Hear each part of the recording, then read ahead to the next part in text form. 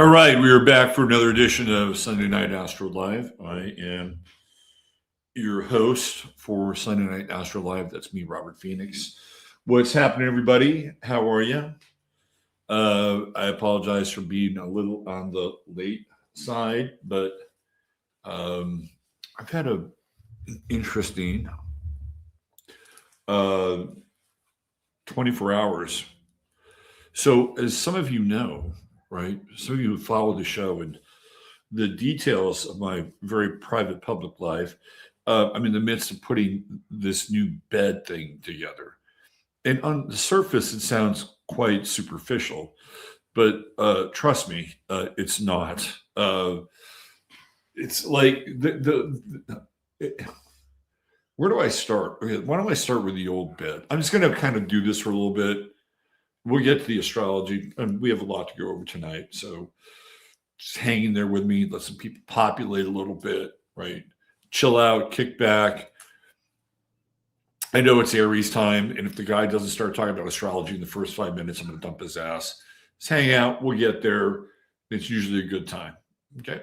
For those of you who are uninitiated. So the bed, let me just talk about the bed for a second. So I realized that the bed that I was sleeping on was the bed that my father died in. Okay. Then I realized that I was sleeping on the bed that my mother died in. It was just like, move the bed. What are we going to do with this bed? It's a huge ass bed. May as well just use the bed, right? And I realized that the aura of death in this bed, and it really kind of hit me about a week ago as I began to move in this direction of getting a new bed. And it's like everybody gets a new fucking bed, right? But this bed is the bed that literally both my parents started their death process with. In particular, so I literally have been sleeping on this deathbed for the last year or so, maybe a little over a year, and not to mention the fact that it's just very uncomfortable. It's outlived its usefulness. But it's fascinating when you get so the bed itself is one of these mechanical beds. It's got an adjuster, right, like a little motor, and goes up and down. And so getting that part off of the bed frame itself was no easy feat. I mean, this motherfucking platform must weigh about, I don't know, 250 pounds easily, like with the motor and everything that goes along with it. So the disassembly of the bed itself was almost like a rite of passage, right?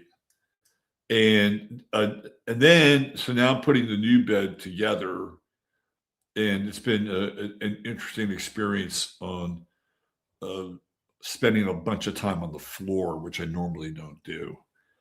So I mean, it's kind of like the theme of Aries, right? We're talking about from the ground up, and restarting something. This is a theme for the season. This is my Aries project, right?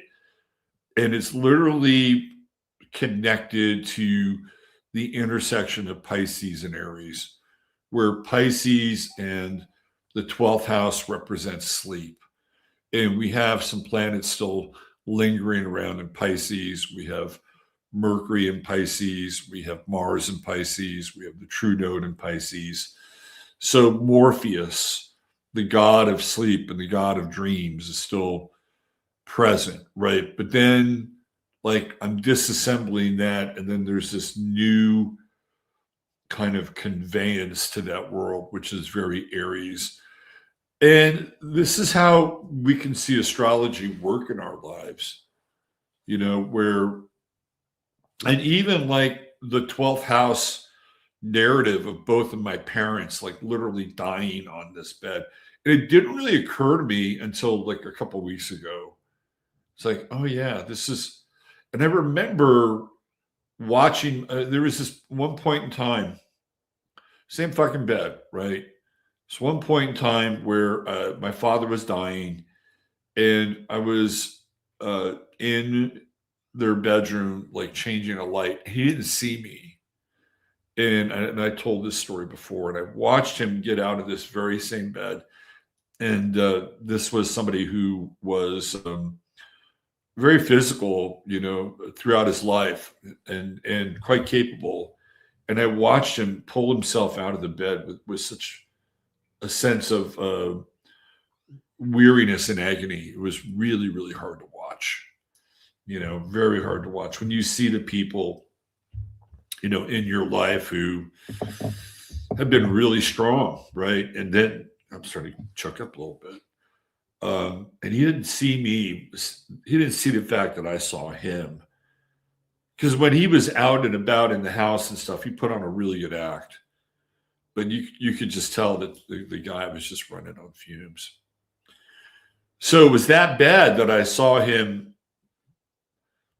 pull himself out of. And then of course the bed got moved to my mother's new destination where she lived at. It was still a fairly new bed at that time. That was a long fucking time ago, right? And then she sort of abandoned the bed and started to sleep in her chair. So, but she got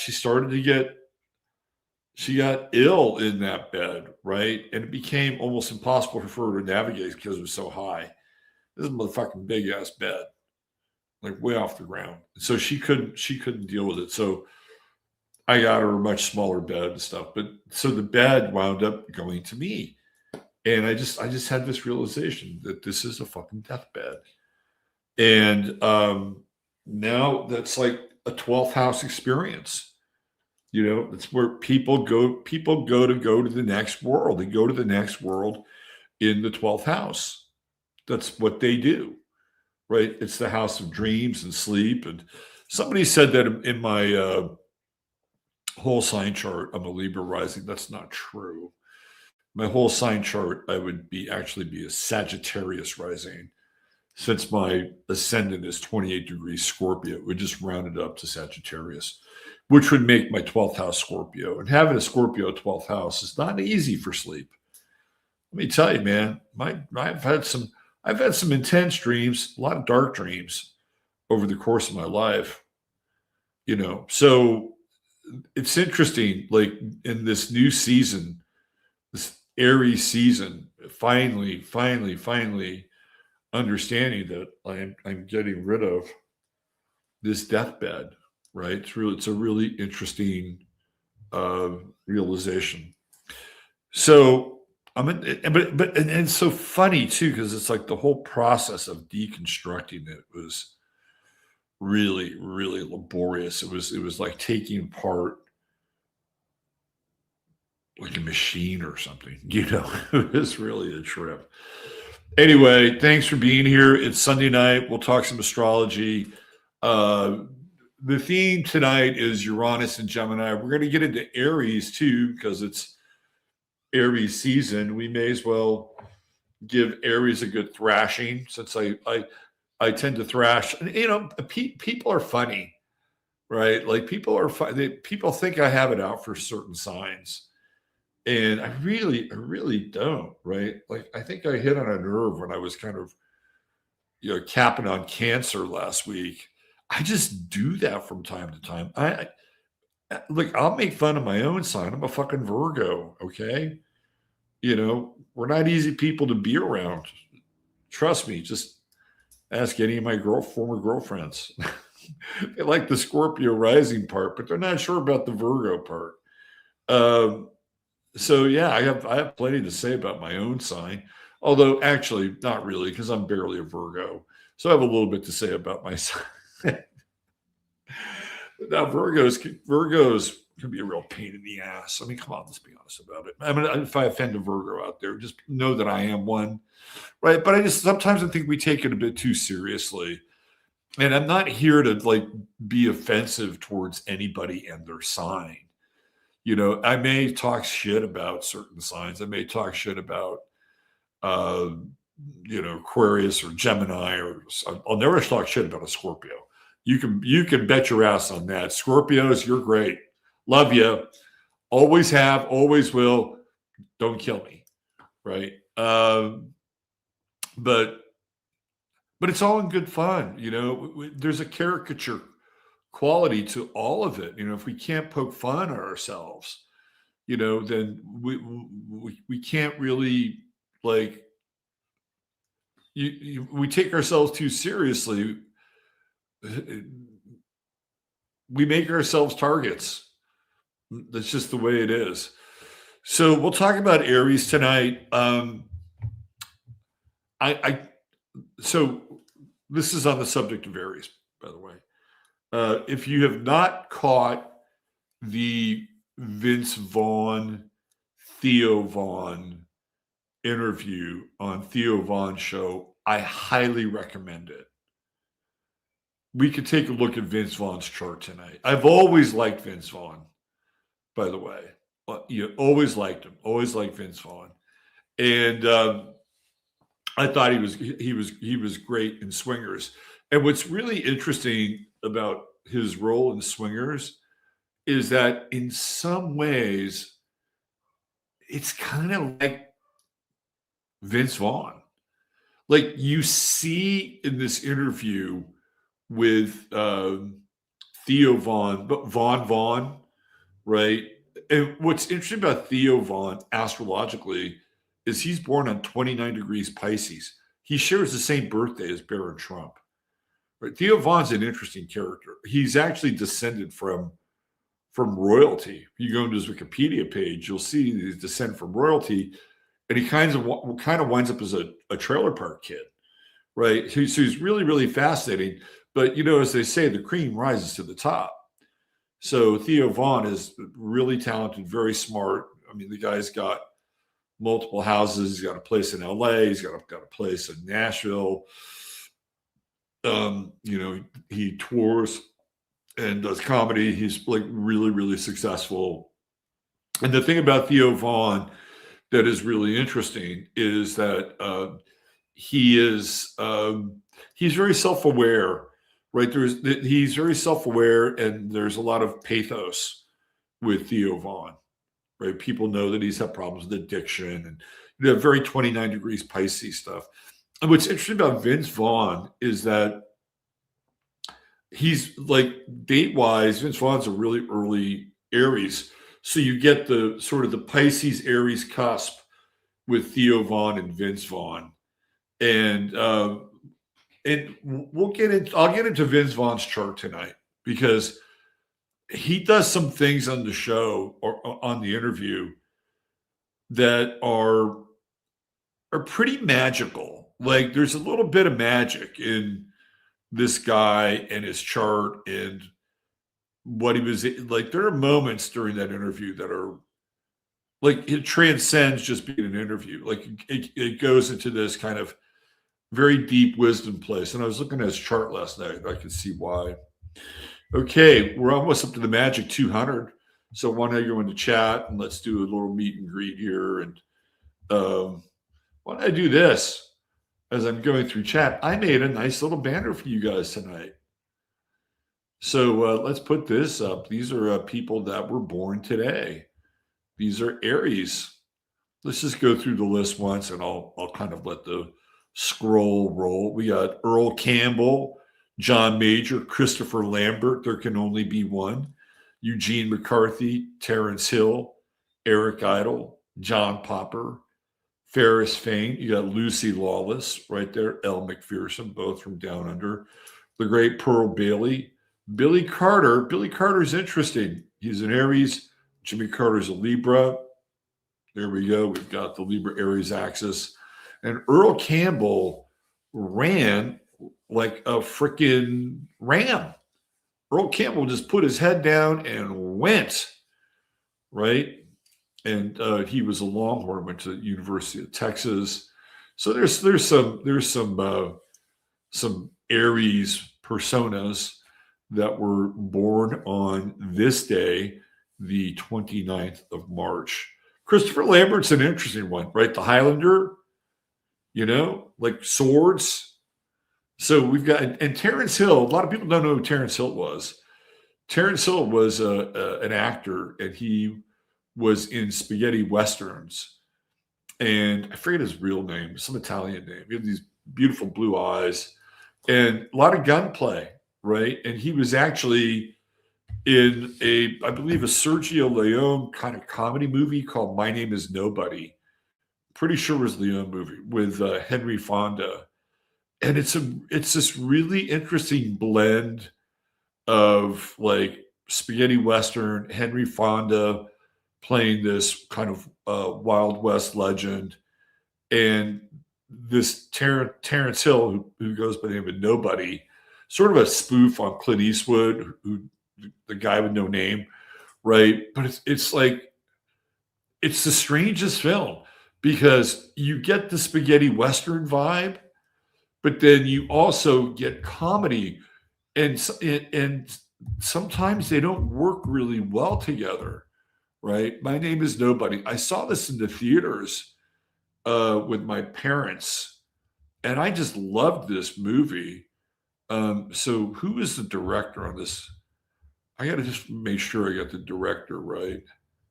It's Tonino Valeri. Okay, so it's not a Leone movie. It's Tonino Valeri, and I'll show you an image of. I wish I could play the trailer, but I'd get copywritten. I'll show you an image of the posters. If you haven't seen it, I highly recommend it. And this is this is like some of the poster art, and you can see this is Terrence Hill's character, right? He's kind of funny, and then there's Henry Fonda, and then here's Terrence Hill again. The score is done by Ennio Morricone, and there they are together, and Fonda brings this, gravitas as this aging, sort of gunslinger from the West. And then there's Terrence Hill, right? I mean, he's a fucking goofball, and there's a scene of him like in the movie. This is actually, oh, sorry, Steve. All right, here, let me go back. I always fucking do this, man. Sorry about that. But it's a StreamYard. It's always the first one. So this is, I'll show you some of the artwork that you guys missed.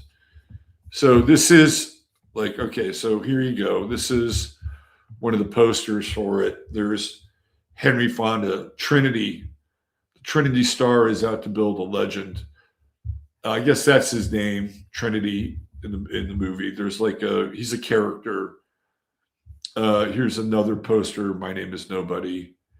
And you can see, like, Henry Fonda is the gunslinger from the West, and this guy's a fucking goofball, right? Look, he's got one shoe on, one shoe off. Here's Terrence Hill right here, showing his like goofy comic expressions.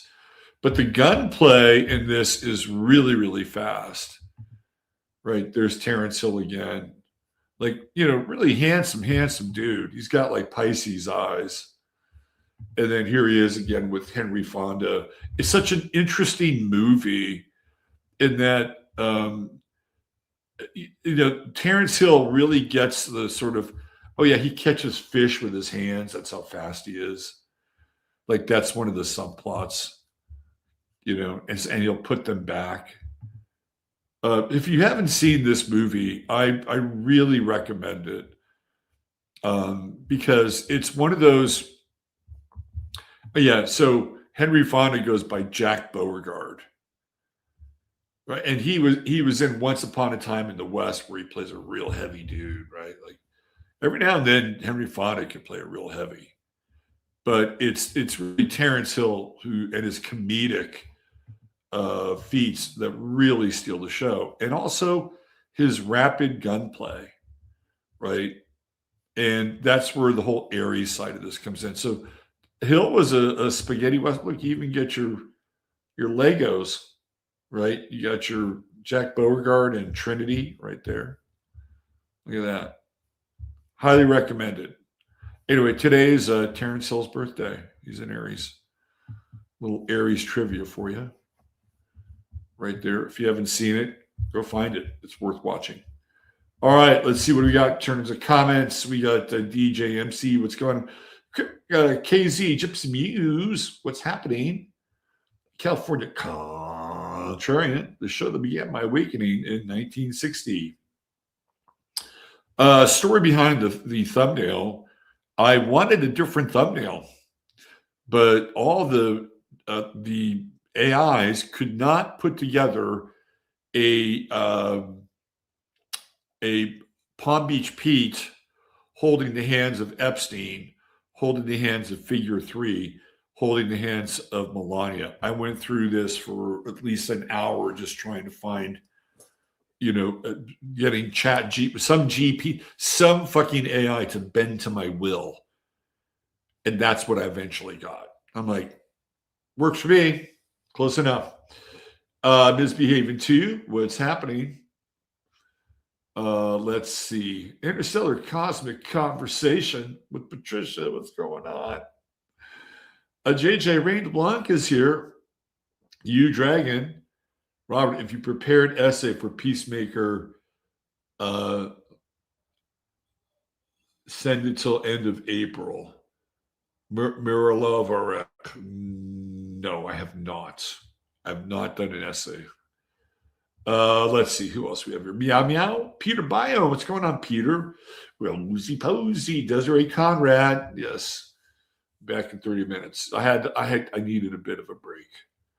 It's been an intense day. Watching George Gallagher, he said America and Israel have entered the Karma Cafe where there is no menu and everyone gets what they deserve.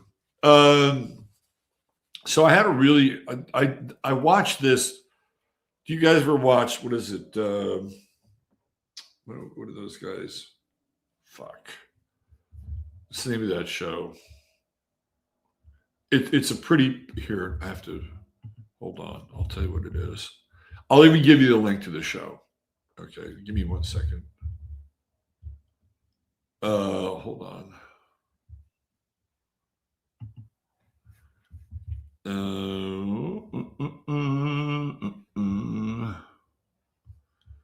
Let me see, where the hell am I?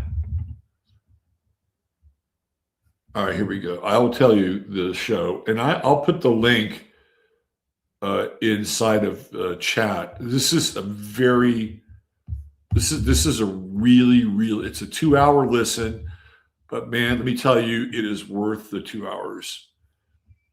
And it is right here. Trigonometry is the show. So I'm going to put this link in here, right here. This show is gets really down into the nuts and bolts. Let me do a little screen share here. I'll just put it up over here. Give me a second. There's this guy. He's a professor at the University of Chicago, and his name is Robert Pape. Robert Pape, and he has worked for all of these. So this is all Aries talk. I mean, so we're an Aries conversation, right? I'll expand this out a little bit. This is all Aries conversations. So these guys from Trigonometry interview this guy. He's worked for 4 different presidents. He is an expert on military strategy and how wars go, how they unfold. And he wanted to get into the State Department, and he eventually got his master's. He got his doctoral thesis. Did his doctoral thesis on why the U.S. was not able to win the Vietnam War from the air. and he breaks down every single phase of where we're at in this war. And it is a war. Okay. So I highly, highly recommend this episode. This guy knows his shit inside out, upside down, sideways. And he is not an ideologue. All right. So what you're going to hear is somebody who has a vested interest in the United States and not just a party. And he makes that very, very clear. Now, one of the things you'll hear from him is what I had suggested, that if you want to end this war, I talked about this on Friday. And it's like, okay, I'm not trying to, toot my own horn here, but it was like, I process that shit real fast, right? If you want to win, if you want to get out, this is how you do it. Number one, you let Iran control the Strait of Hormuz. By the way, one of the things you'll find out was that before this unwar, Iran controlled 4% of the world's oil. Since this unwar has happened, they now control 20% of the world's oil. How much money do you think they're making every single day now? It kind of reminds you a little bit about the early days of the war between Russia and Ukraine, and how all these things were done to cripple Russia's economy. And what happened? The ruble went up, right? So Iran is basically saying, okay, and we'll get to the Aries stuff, I promise, but this is all Aries talk anyway. Iran has said, okay, here's what we want. We want you, the United States, out of here. All your bases gone. That means that none of your bases can be in the RGCC countries, right? You're gone. Number two, we want to control the Strait of Hormuz. Number three, we want reparations. And number four, you leave us the fuck alone, and we don't dismantle anything, right? That's a hard line in the Middle Eastern sand. Okay, well, you can't really let them have that, right? You can't really let them have that. But we're at a point now where it's either find a way out of that or commit to ground troops, which is what this guy Robert Pape talks about the next stage, which is a very prolonged war. And one of the things that he actually talked about was that even if we're able to secure like the Strait of Hormuz, Karg Island or whatever, the Iranians might just be predisposed towards blowing up all their petroleum infrastructure, so that eventually, if the United States and their allies manage to somehow capture Iran and do a regime change, the whole thing's fucked, right? It's like, good luck putting all that back together again. So he brings up, it's kind of like their kill switch, right? So what I suggested on Friday is something he suggested, more or less, more on the more side than the less side. Is number one, you say to Iran, okay, fine, Strait of Hormuz, you can control it, but you have to keep the dollar, right? You can't just like ditch, because if they ditch the dollar, we're kind of fucked, right? It's not just we, but the Western world is kind of fucked. So yeah, okay, you could play toll keeper, but it's just got to be done in dollars. Number one, we're not going to leave our bases. We can't do that, right? We can't do it.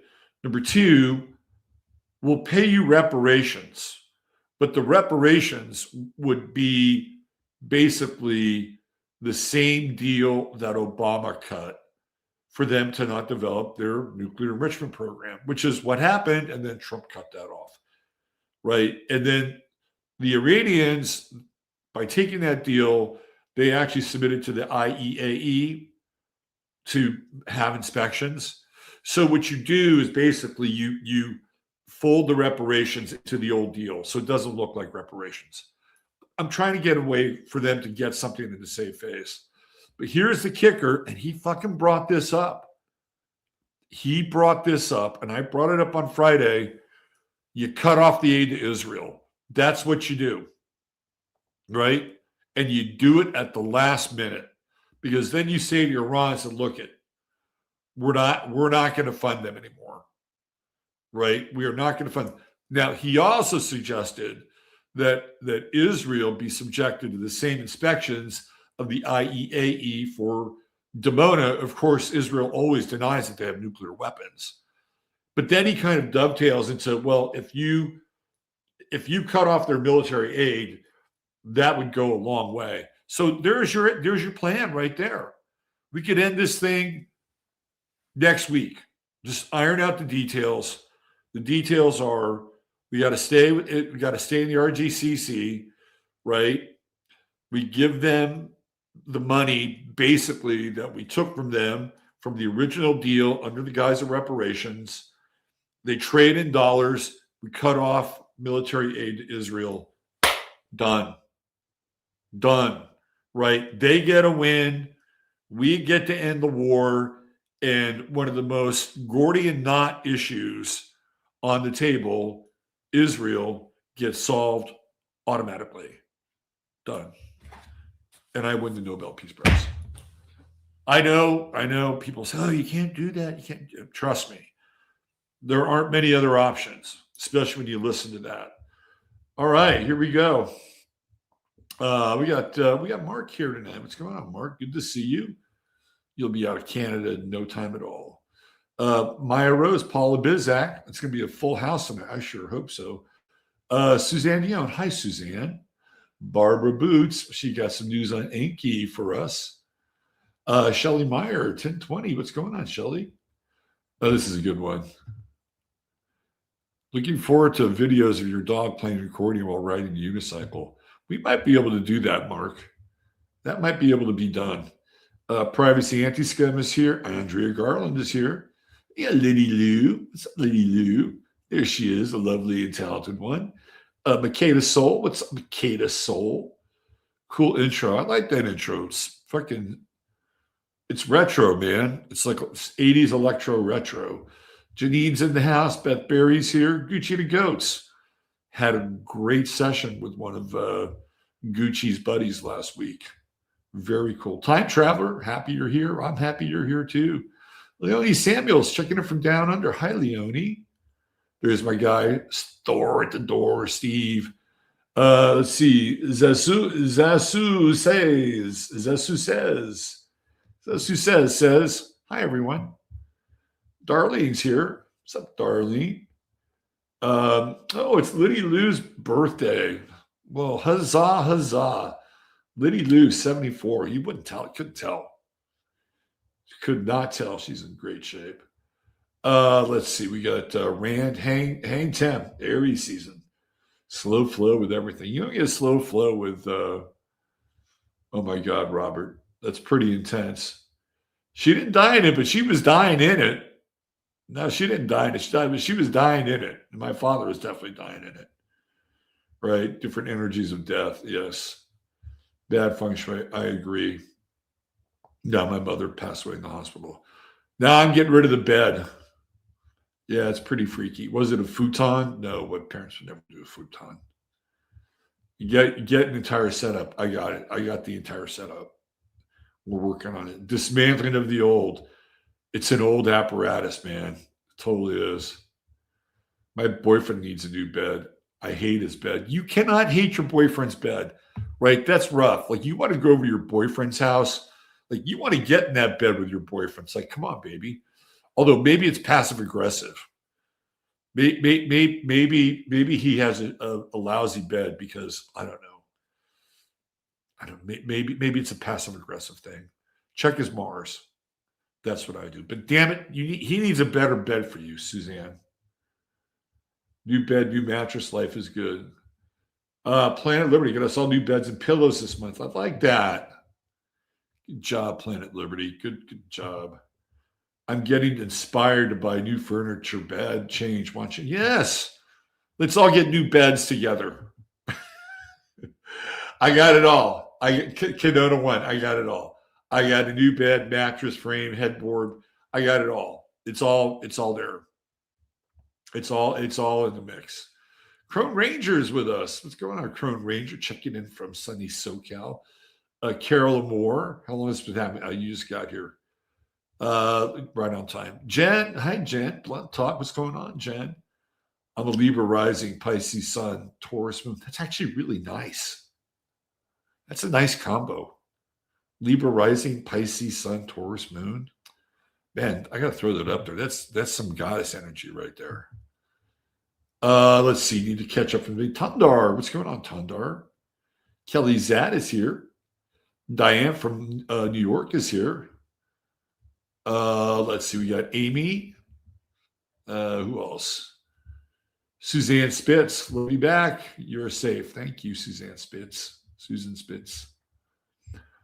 Let's see. Who else? What'd you miss? You missed everything, Rafi, and nothing. I love Theo. Such a sensitive soul. And Vince, it's a great show. Really great episode. I had a girl intuitive checking in from Vegas. What's up? Speaking of Vince Vaughn in Vegas, just whipped up some coleslaw and pico. I love coleslaw. It's one of my favorite foods. But I like the creamy coleslaw. Down here in Texas, we get the vinegar coleslaw. I'm not going to turn it down. I like coleslaw, but I like the creamy. Let's see. Neil Smith is with us. Oh, Diana Troy. It's her birthday today. Oh, well, if she was here, she would have known that. It's a super good movie. Yeah, My Name is Nobody is really good. I mean, it's not just funny good, but it's philosophically really good. You got to trash it for a screen share. Thanks, Rafi. We got it. Let's see. This is Willie Nelson's Barbarossa, my favorites. Otherwise, don't care for Westerns much. If you watch My Name is Nobody, you'll really, really like it. Once Upon a Time in the West he is also Canadian. Okay. You're so dedicated to it. Why wasn't the lion real? Why did the chicken cross the road? I love your idea of take out the junk. Perfect way to see the truth. Probably copyright infringement. Banana splits. Remember the banana splits? La la la la la la la la la la la la. Professor Pape, really good. Good show. Check it out. Let's see. Robert called it that they would come out stronger after the Trump deadline. There you go. Are they using Chinese? Yes, they are. Yes, the yen, the yuan, whatever you want to call it. Yes. Petro-Israel pact has reneged on every word Iran is trying to save itself. We have a deal with Israel, right? $3 billion every year. That deal's up this year, by the way. So it's an easy out if we want to get out. Just chiming in and say, wow, what info. There you go. Zarlith, feeling these transits fierce. But you're an Aries, man.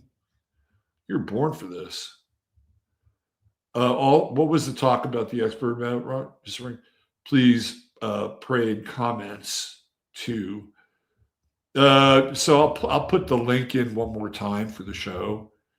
I highly recommend it. It's 2 hours of your life that you will not regret. You won't say, I want those 2 hours back. I'll put it in one more time. There you go. Why don't we do that? There we go. Put it back in there. Let's see. All right. Are we caught up here? We got Pixie Bout Town. Bad bed. The bed you love to hate. Oh, man. The bed thing. It's major. It's a major turning point. My Mars and Aries in the 7th house. Well, you just need somebody to work out with. You need a shooting partner. Take advantage of that Mars. It's all you need. Change your life, change your furniture. I think there's some truth to that. Are we through everything? We got Adolf Stalin. What do I have to say about, here, I can put this up here. It's a great name, by the way, Adolf Stalin. What do I have to say about Mel Gibson putting out the sequel to the Passion of the Christ. What is that going to be like? Right? I mean, if you think about the sequel, like there's the resurrection, like he's hanging out with people. I think it's really, really interesting. I think Mel Gibson's an amazing human being. I really do. He's really imperfect, right? But the guy's made some great fucking movies. And he seems to have somehow come through like the hellfires of Hollywood and remained intact.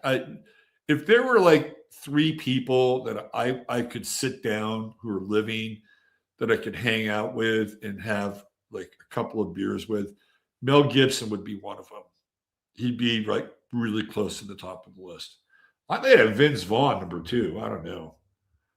After watching that interview with Theo Vaughn. Let's see. Who else do we have here? I think we're up to speed. Mel Gibson is the real fucking deal.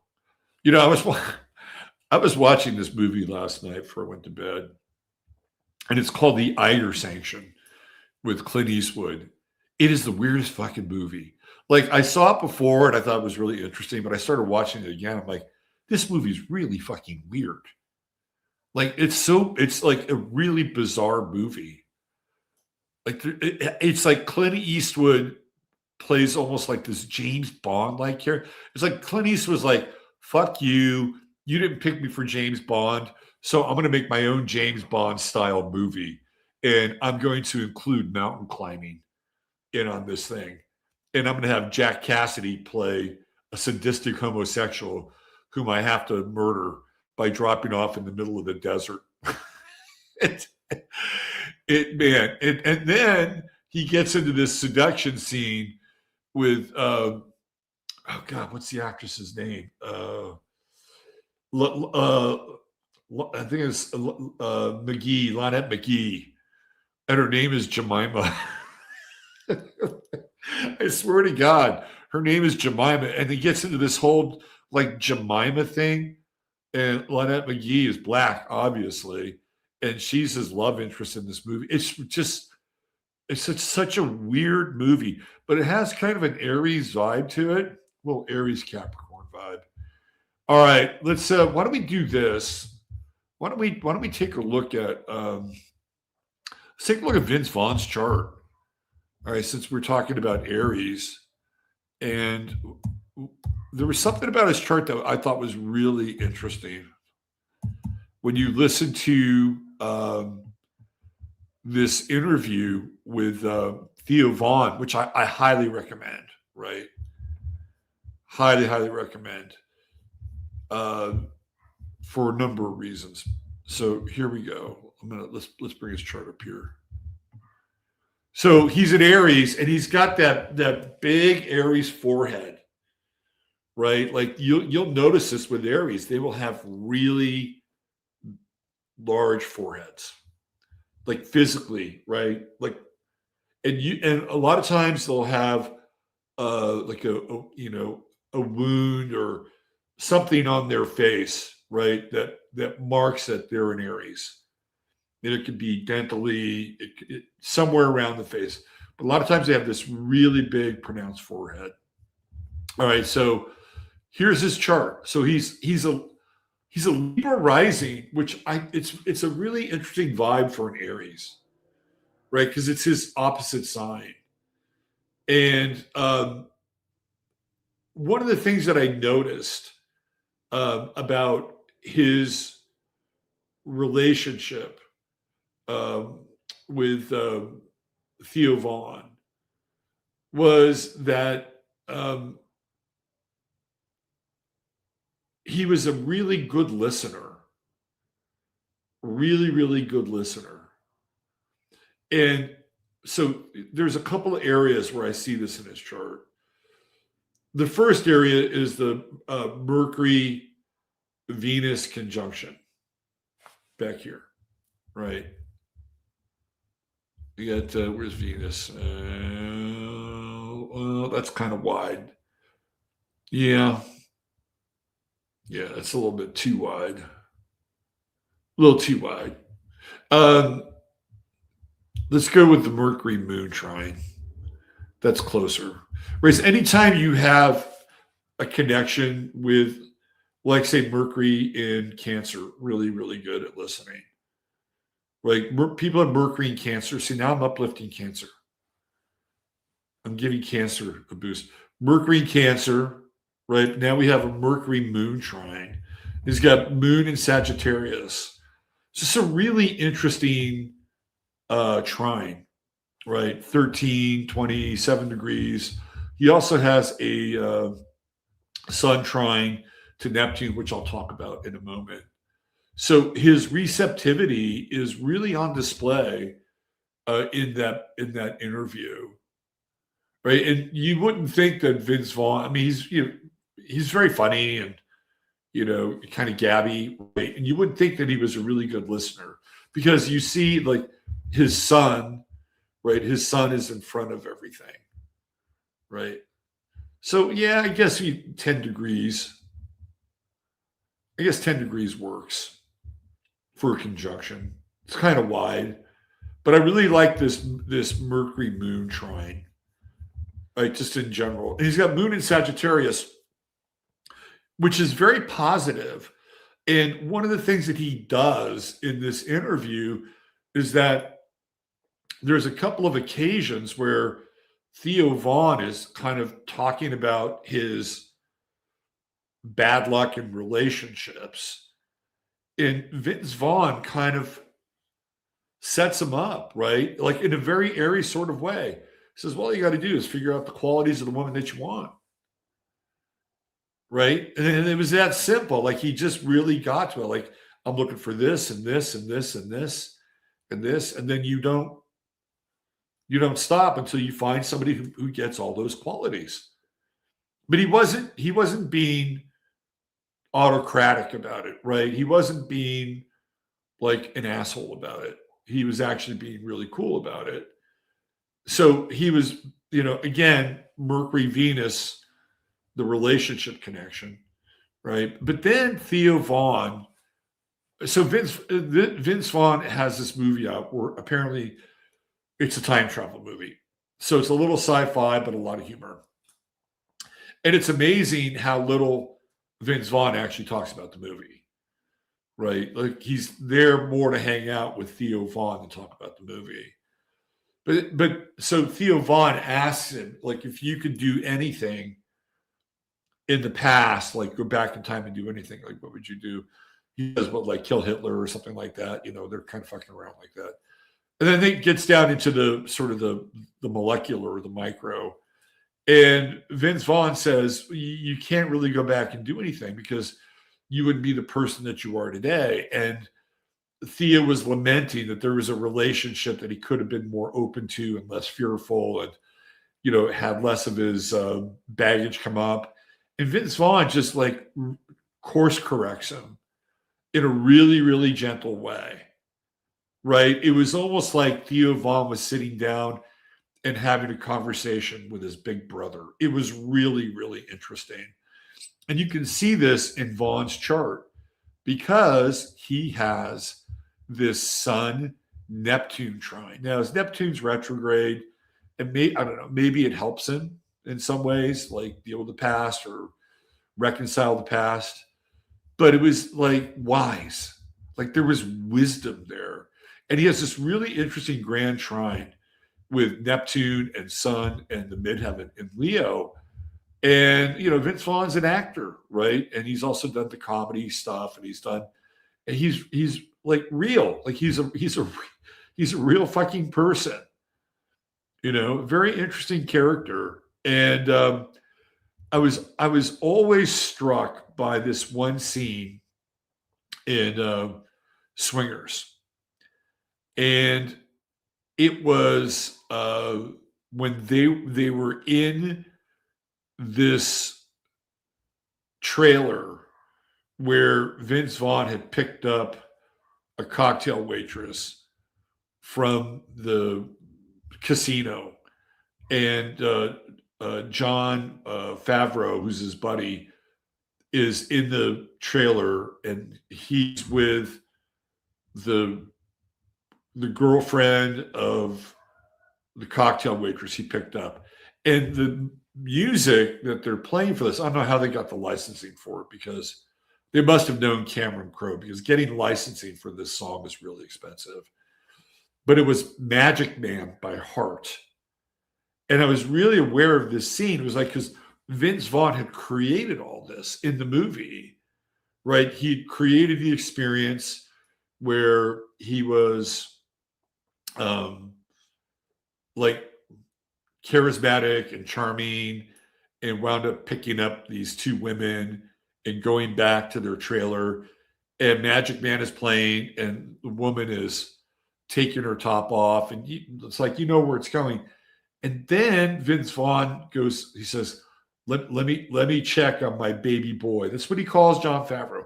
Let me check on my baby boy, or my boy, or something like that. I think he calls him baby boy. And he goes in, and Favreau is downloading his relationship woes to her friend. And he's like, are you fucking kidding me? It's like, come on, go away. I set all this up, right? And it was like, but then he was fine with it. He was cool with it. But it was that scene where you could see where, and this was Favreau, right? Because he directed Swingers. Like, he knew that in some ways, Vaughn's character was imbued with a type of magic, right? He could kind of make things happen, right? He's funny, right? He's got a bit of the magician in him. And you can see this with the sun trying to the midheaven, right? And we'll take Vince Vaughn out of the equation, but the sun trine to the midheaven is, if you have a sun midheaven trine, it's a beautiful aspect, because you can take your energy and you can gracefully move it up into the world, right? You move it up into the world. And so Vince Vaughn, you have sun in the 6th house. Well, is that really sexy for an actor? Works a lot, right? Works a lot, but it's not, it's the Neptune trine to the midheaven. It's the sun trine to Neptune. It's the sun trining the midheaven in Leo, and that's where it pays off for acting, right? So his chart is a really interesting study, in that you may not have, let's say, the sun in the 10th house, or, you know, you may, a lot of it depends on angularity, right? Angularity is really important. And this guy's got a grand trine if you bring the midheaven into it. Now, some people are like, oh, I don't want to be out in the world. Well, this guy made his, you know, he's done really well as an actor. So he needed to have that sun, you know, connect with the midheaven, right? He needed that as a comedian and actor. I think it's really interesting too that a lot of his movies are kind of buddy movies. You know, like Jon Favreau with Swingers, and what was it? Wedding Crashers with Owen Wilson, and didn't he do like the one about Google, where they're at Google? Like, so it's that Mars Saturn conjunction in the 7th house, right? Which I think is really good for the buddy stuff. You know what I mean? Like, Mars is male energy, and Saturn is, you know, it's sort of like the contract. I think he could be challenging to be in relationship with, but if it was the right relationship, I think it'd be fine. You know, what's interesting is, you know, how we look at Trump's chart, and how two out of three of the women that Trump married are from another country, right? And Trump has that moon in Sagittarius. Well, guess what? Vince Vaughn married a woman from another country. He married a Canadian. And believe it or not, Canada is another country, right? So it's that moon in Sagittarius that's like, yeah, I'm gonna get me a Canadian woman, right? And you know, they got kids together, and you know, and I think he's a really interesting character. It's not a chart without some challenges, for sure, right? There's definitely some challenges in it. I think also what's interesting is, like, with the moon in the 2nd house, they were talking about money and they were talking about investments. And Vince Vaughn was like, I was never really into like the market yet. I say, but I tell you what, I am into is like I would go around to different neighborhoods in LA and I'd buy places and I'd fix them up and I'd rent them out. Hello, moon in the second house, right? So Vince Vaughn is a landlord. He's probably got multiple properties in LA that he. I'd like to have Vince Vaughn, the guy that you pay your rent out to, right? And I thought it was really interesting that that's where he decided he was going to make his money. He was going to be in real estate. He's got the moon in the second house. So again, a fascinating chart. And he's got the sun. What's interesting here is he's got the sun way behind like Mars, Saturn, Venus, Mercury. Like he's got a lot of feelers into the world, especially that Mercury Venus conjunction. It's like he needs to know who his relationships are. He needs to know if there are people that he can trust. Right. And I think that he is able to do that very quickly, which is what Aries does. Right. Aries makes very, very quick judgments. The other thing, too, is like his ascendant is very close to Spica. So Spica is around 24 Libra. So he's got Spica very close to his ascendant. And I think that gives the individual a certain amount of grace and charm and likability, right? Just in general. Super, super interesting chart. And this is a guy who I think has done a lot of work on himself. Like he's got that Sun-Pluto opposition. And Pluto in the 12th house is very intense. Right? Pluto in the 12th house is a really significant teacher. And he talks about this story, a lot of parallels. Like when I was young, we just traveled by car. We didn't travel by plane. Everything was by car. And apparently that's the way it was with Vince Vaughn as well. And one time they were in Amish country and he'd never seen any Amish kids before. And they were in a buggy and Vince Vaughn couldn't stop looking at him. And his father knew that he was like, his father believed that he was forming judgments on these Amish kids in the buggy, right? And that's not really what he was doing. He was just trying to figure out where the fuck did these people come from? Like, did we travel in time or something like that? So this father read him the Riot Act and said, you're not better than those people, right? Like it was like this huge sort of life lesson that he dumped on Vince Vaughn, even though Vince Vaughn wasn't indulging in any kind of like classism or racism or any other kind of ism. But it was probably something that really hit him, right? And you can tell that this guy has done a lot of work with that Pluto-Sun opposition. Super interesting character. People born on the same day. Let's see, who do we have? Lady Gaga, Julia Stiles, Reba McEntire, Teresa of Avila, Eric Schmidt. So funny, I was looking at Reba McEntire's chart the other night. It was weird. It was really weird. Oh, he shares the moon with Galveston, Texas. People have the big three: Sun, Aries, Moon, Sag, Libra, Ascendant. Luke Evans, Eric Fromm, the psychologist. Let's see who else. Robert Carradine, who just committed suicide. God bless him. Gus Grissom, the astronaut. Very interesting guy. All right, so there you go. A little astrology via Vince Vaughn, and his birthday is March 28th. So it was yesterday. How about that? So I listened to Vince Vaughn's interview on his birthday. How about that? Happy birthday, Vince Vaughn. Happy solar return. May you have many more. Okay, so why don't we talk a little bit about some Aries qualities? I guess what I have. I have a banner just for that. Here we go. Aries qualities: strong-willed, decisive, conflict attractive, pioneering, irrepressible, fearless, hot. And then you have the minus. We have the minus ones.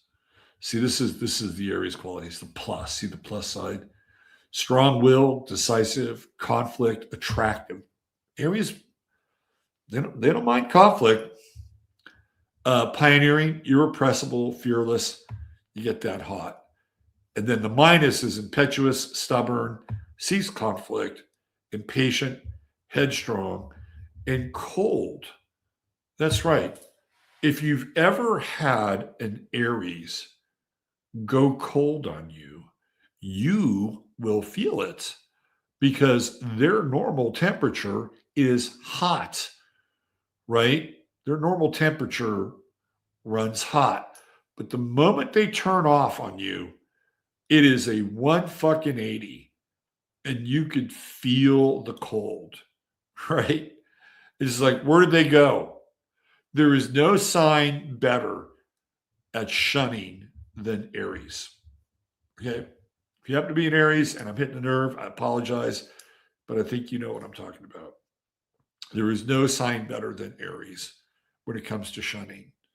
And my very first girlfriend was an Aries, right? And I'll tell you what made her kind of very Aries-like. Remember I said that you'll find certain features with people when they're Aries that kind of like say, hey, I'm an Aries. Well, she was from Nicaragua, right? Nicaragua. Her father was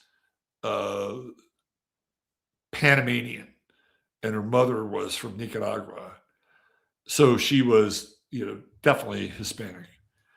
And her first name was Maria. And in Maria, you get the word Mar, which is Mars, right? It's like Mars. It is the feminine of Mario, right? Mario, which is Mars. So just in her name alone, she was an Aries. And I have to be sensitive about this, right? She had a little bit of like facial hair here, right? Just a little bit. Like you can see every now and then, right? I don't know, every now and then, Hispanic women, get a little bit of that facial hair here. It's a little bit. She had it, right? And it's like, and that was the kind of the Aries part, like, because that was kind of masculine. Now, I wasn't with her because I dug the little fuzz on her, I think she would like shave that or shit. I don't know.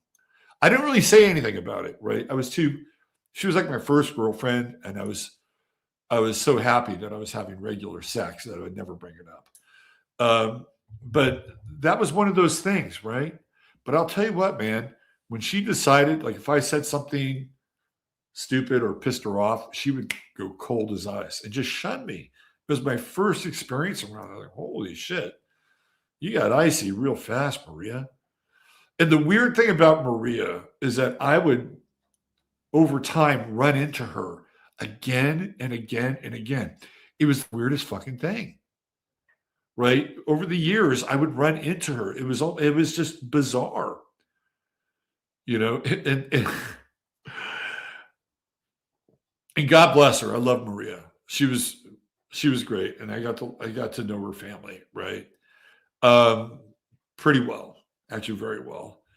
And I had this, okay, so I told this story before, but I'll tell it again. It was one of those times that I met Maria, like just by accident. It was 1996, and I had just come back from doing tarot readings all around the country. And I was living out of my van. I was doing laundry on, I think it was like, I don't know, what street was that? Might have been California Street, but way, way at the end of California Street in San Francisco. Like out in like the Richmond district or out there. And her and her brother and sister walked by. I'm like, holy shit, there's Maria. So I go to talk to her, and she said, "Oh, what are you doing? Good to see you." And I tell her what I'm doing, right? So, well, I've been, going around the country, and I've been doing tarot readings. She goes, "Oh, I'd really like one." I'm like, "Sure, I can come by your house, right?" So I knew her, I knew her father, I knew her entire family. And one of the things that Maria did, again, this is the fearless part that gets into Aries, right? Because when you talk about astrology, like you can see the typology. Maria was fearless. She's like, I like women. So she changed tracks on me, right? Like in our relationship, she changed tracks on me. And I was like, she's like, "Oh, well, I'm in love with so and so." I'm like, "Oh, okay. Well, at least it wasn't a dude, right?" It was like a huge, huge like pivot in my life. Big pivot. This was like my first girlfriend, and at that time I was around 21. So she decides that she's going to be with women. Now, is that not an Aries fucking thing or not? Right? She's not fucking around. She's like, "I'm in it, women." Her father was about as patriarchal as you could get, right? This guy was hardcore, very successful, worked for a kind of a defense contracting company, right? I'm going to skip the name, but, you know, he was a dude, right? And he was Panamanian. He knew Omar Torrijos. He had a buzz cut, good guy. You didn't want to cross this guy, right? This is not a dude you wanted to cross. I did like him. Um, so she had to tell her father that she was into women. Like she didn't put it on the side. She didn't. She wasn't, like, now whatever happened to Robert? He was a little sloppy, but we liked him. No, she just like, I'm coming out, and I'm telling my dad, I'm telling my mom. She did it, right? That's some Aries shit right there. Total Aries. And like, I respected her for that. Like, okay, if that's what you want to do, hey, you know, I can take solace in the fact that I was the guy that pointed her, point, I illuminated the path for her. Here you go. Here's this whole other world out there for you, right? So anyway, fast forward, I go to her place, and I do this reading for her, right? So I used to do these big tarot readings. And what I would do is I would do a 360-degree reading, right? With the wheel. And a card for each house, right? And then a card in the center. And I would read the angles of the cards, right? And it was kind of like a mosaic, like that I could put together. And I look at this reading and I say to her, I think you really need to make sure that you're okay with your father. She said, "What do you mean by that?" I said, "Just, I just think it's really important that like you're really on good terms with him. If there's any unfinished business or stuff that you haven't said or any miscommunication about, your choice of who you're going to go out with and hang out with, it might be good to just make sure that you're complete with all of that, right?" And we moved on. And a couple months later, I get a phone call from. I told this story before, but some of you are new. A couple months later, I get a phone call from her, and she said, she called me Bob, right? Because she knew me as Bob. Please don't call me Bob. Call me Bobby if you want to call me something else. And she said, "Bob, I wanted to call you, let you know that my father died." I'm like, "Oh." And she said, "You saw that in the cards that night, didn't you?" I said, "I did." And and then she told her mother and her grandmother, whom I really, really loved. They were wonderful, wonderful women. And what happened was, I told this story before, but this guy retires, right? He retires, and he has this big family dinner, and it was at this Chinese restaurant I used to go to with them. And he's on the way down the elevator, and he says to his family, it's the best day of my life. Can't wait. Can't wait to start traveling. He and his wife got this vacation planned. It's like the happiest day of his life. Goes home, has a fucking heart attack, and dies in his sleep. That was it. He was done. Done. And I'll never forget Maria for any number of these reasons. Constantly kind of running into her all the time. And just very, very strange, right? This is a strange occurrence. But definitely an Aries, definitely had that Aries energy. She was fearless, absolutely fearless. And the last time I saw her, I swear to God, this is the last time I saw her. She was, I had been playing basketball. It was the last time I ever played basketball. And I fucked up my tailbone really bad, and I couldn't walk. And I was at this, I think it's called Peaberry's, and it was in Berkeley. It's this coffee place on College Avenue. And we were there, and I was on, I think, Percocet or Percodan or one of the perks. And there she is. There's Maria out of the fucking blue, right? And she's got really short silver hair. And she's with, I'm just being descriptive here, right? She's with this big black mama, right? And that is her wife. Like, they've gotten married. And my son was there. And she goes, I said, and so I'm getting coffee. I'm like, I'm trying to like wrap my head around all of this, right? Because I'm high on these pills. And here's Maria. And I'm like, okay, now I got to calculate. This is your wife now? Okay, all right. And it's like, oh, you got a daughter? Oh, okay. And your daughter's playing soccer, and she says, oh, we should get together sometime and let our kids play. I'm like, yeah, okay. And so I'm drinking coffee. I'm trying to just break all this down. And all of a sudden, I have to fucking puke. I said, I'll be right back. And I walked out to the sidewalk, and I just hurled right onto the sidewalk. And it had nothing to do with her or the strangeness of the moment. But I think the strangeness of the moment kind of like accelerated the puke. And then I looked at that time, my Aries wife, saying goodbye to my ex-Aries, former heterosexual, now fully lesbian ex-girlfriend. Like I said, I got to go. I got to get out of here.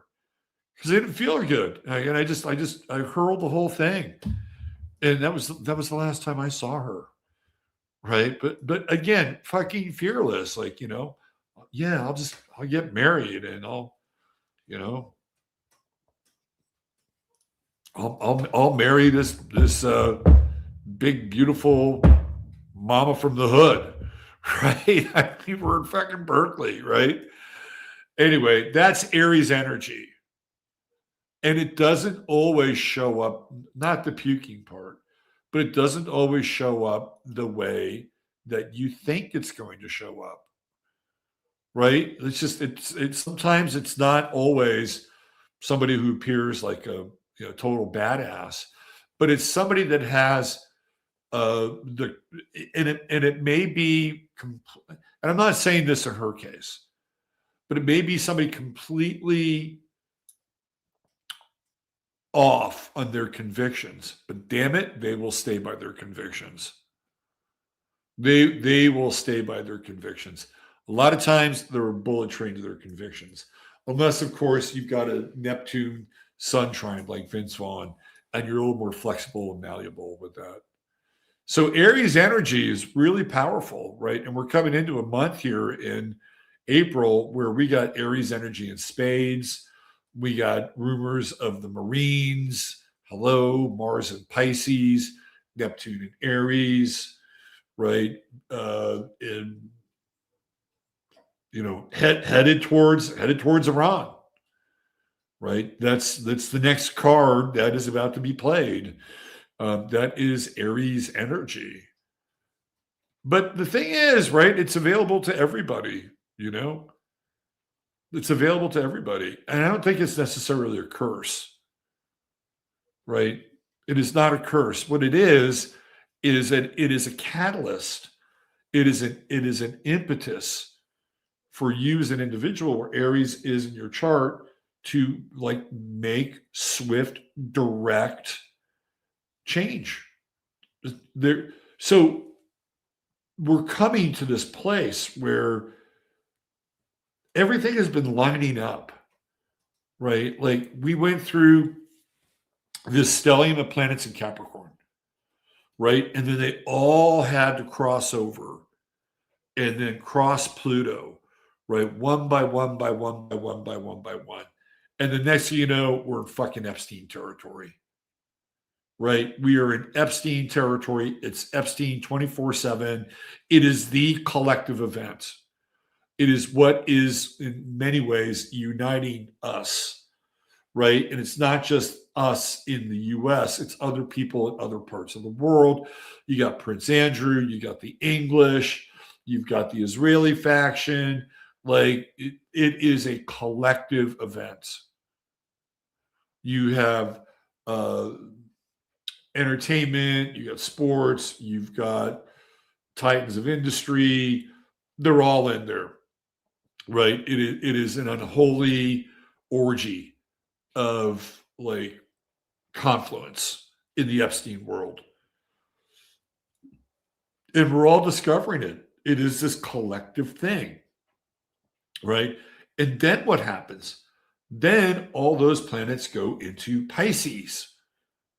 And then the next thing you know, we're in a fucking war, right? We're, Saturn, Neptune, of course, in Aries, we talked about that, hitting the bottom of the US chart, hitting the bottom of Iran's chart, right there. We talked about it. It was like fucking clockwork. It happened, right? And then in the backdrop of all of it is all this Pisces energy, oil, right? And all the oil byproducts and all the things that go on behind the scenes that we're not aware of, right? Everything that is part of the drama that is connected to what's driving this war on so many levels, right? That's all very 12th house. It's all very Piscean. What it looks like on the surface is like, it's like an iceberg. You can see like a third of it on the surface, but the other 2/3 are below the surface, and you really can't see entirely what's going on.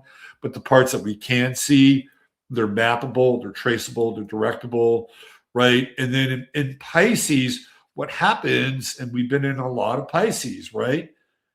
We've been in a shit ton of Pisces. So what happens is it whips up all of our emotions. So we're getting all emotional about this, right? We have fear, we have apprehension. Then you got people who are gun fucking ho. All these. It's like this cyclone of emotions. It's like this tsunami of emotions, and it's all Piscean, right? Worst case scenario, the price of oil goes up, and up, right? And then we're talking about shortages, and I mean, it's all very Piscean.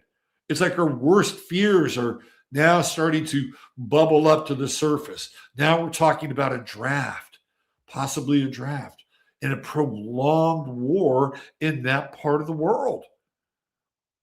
And here comes Aries, right? You can just see it. Like it's like these weather fronts are moving in. Let's take a look at the chart of the moment. And that way you can get a kind of a handle on what I'm talking about here. We get into some Uranus and Gemini too.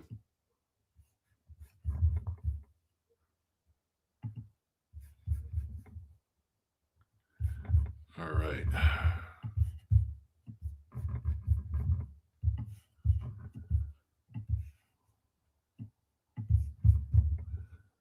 Okay. Here we go. You know, one of the coolest things about Maria was? I'll tell you as I make this a little bigger. One of the coolest things about Maria was on our very first date, she said, "Hey, do you like to do mushrooms?" Like, I gotta keep her.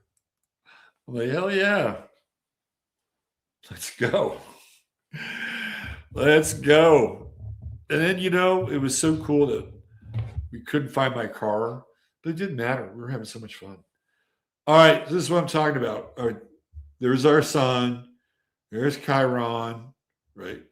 There's Venus, right there, right? We got Venus in Aries, but then there's Saturn, and then there's Neptune, and here we go, right? Here we go. We got Mars, we got Pallas, we got Mercury, we got Vesta, just all lighted up here in Pisces, right? This is like the Marines making their way from Japan, cruising all across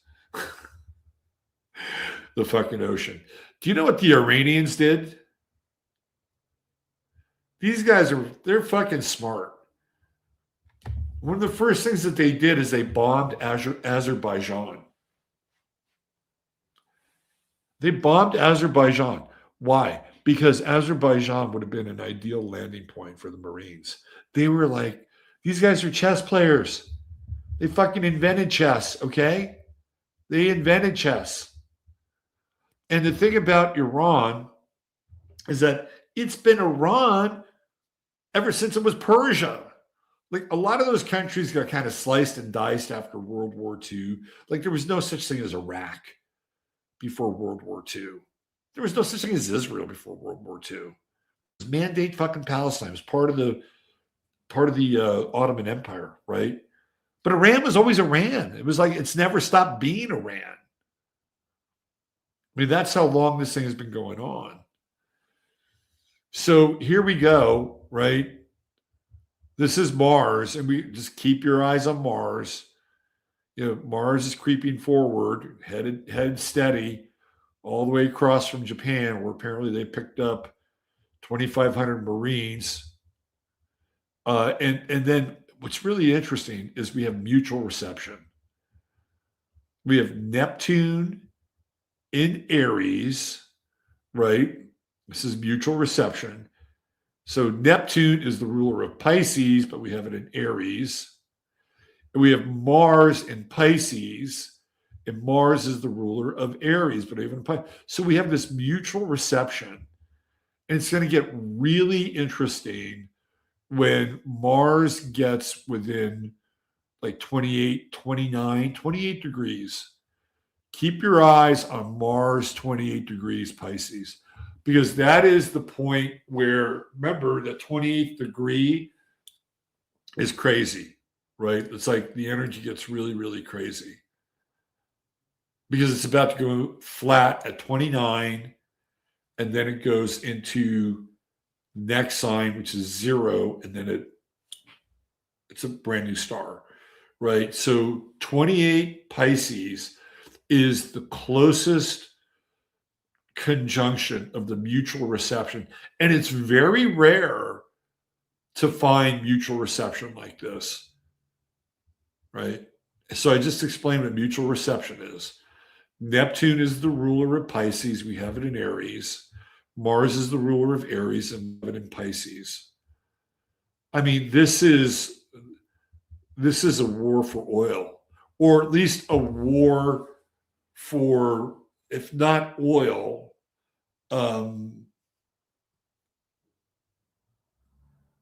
some kind of dominance that the world will have to deal with as a result of this. What do I mean by that? Okay.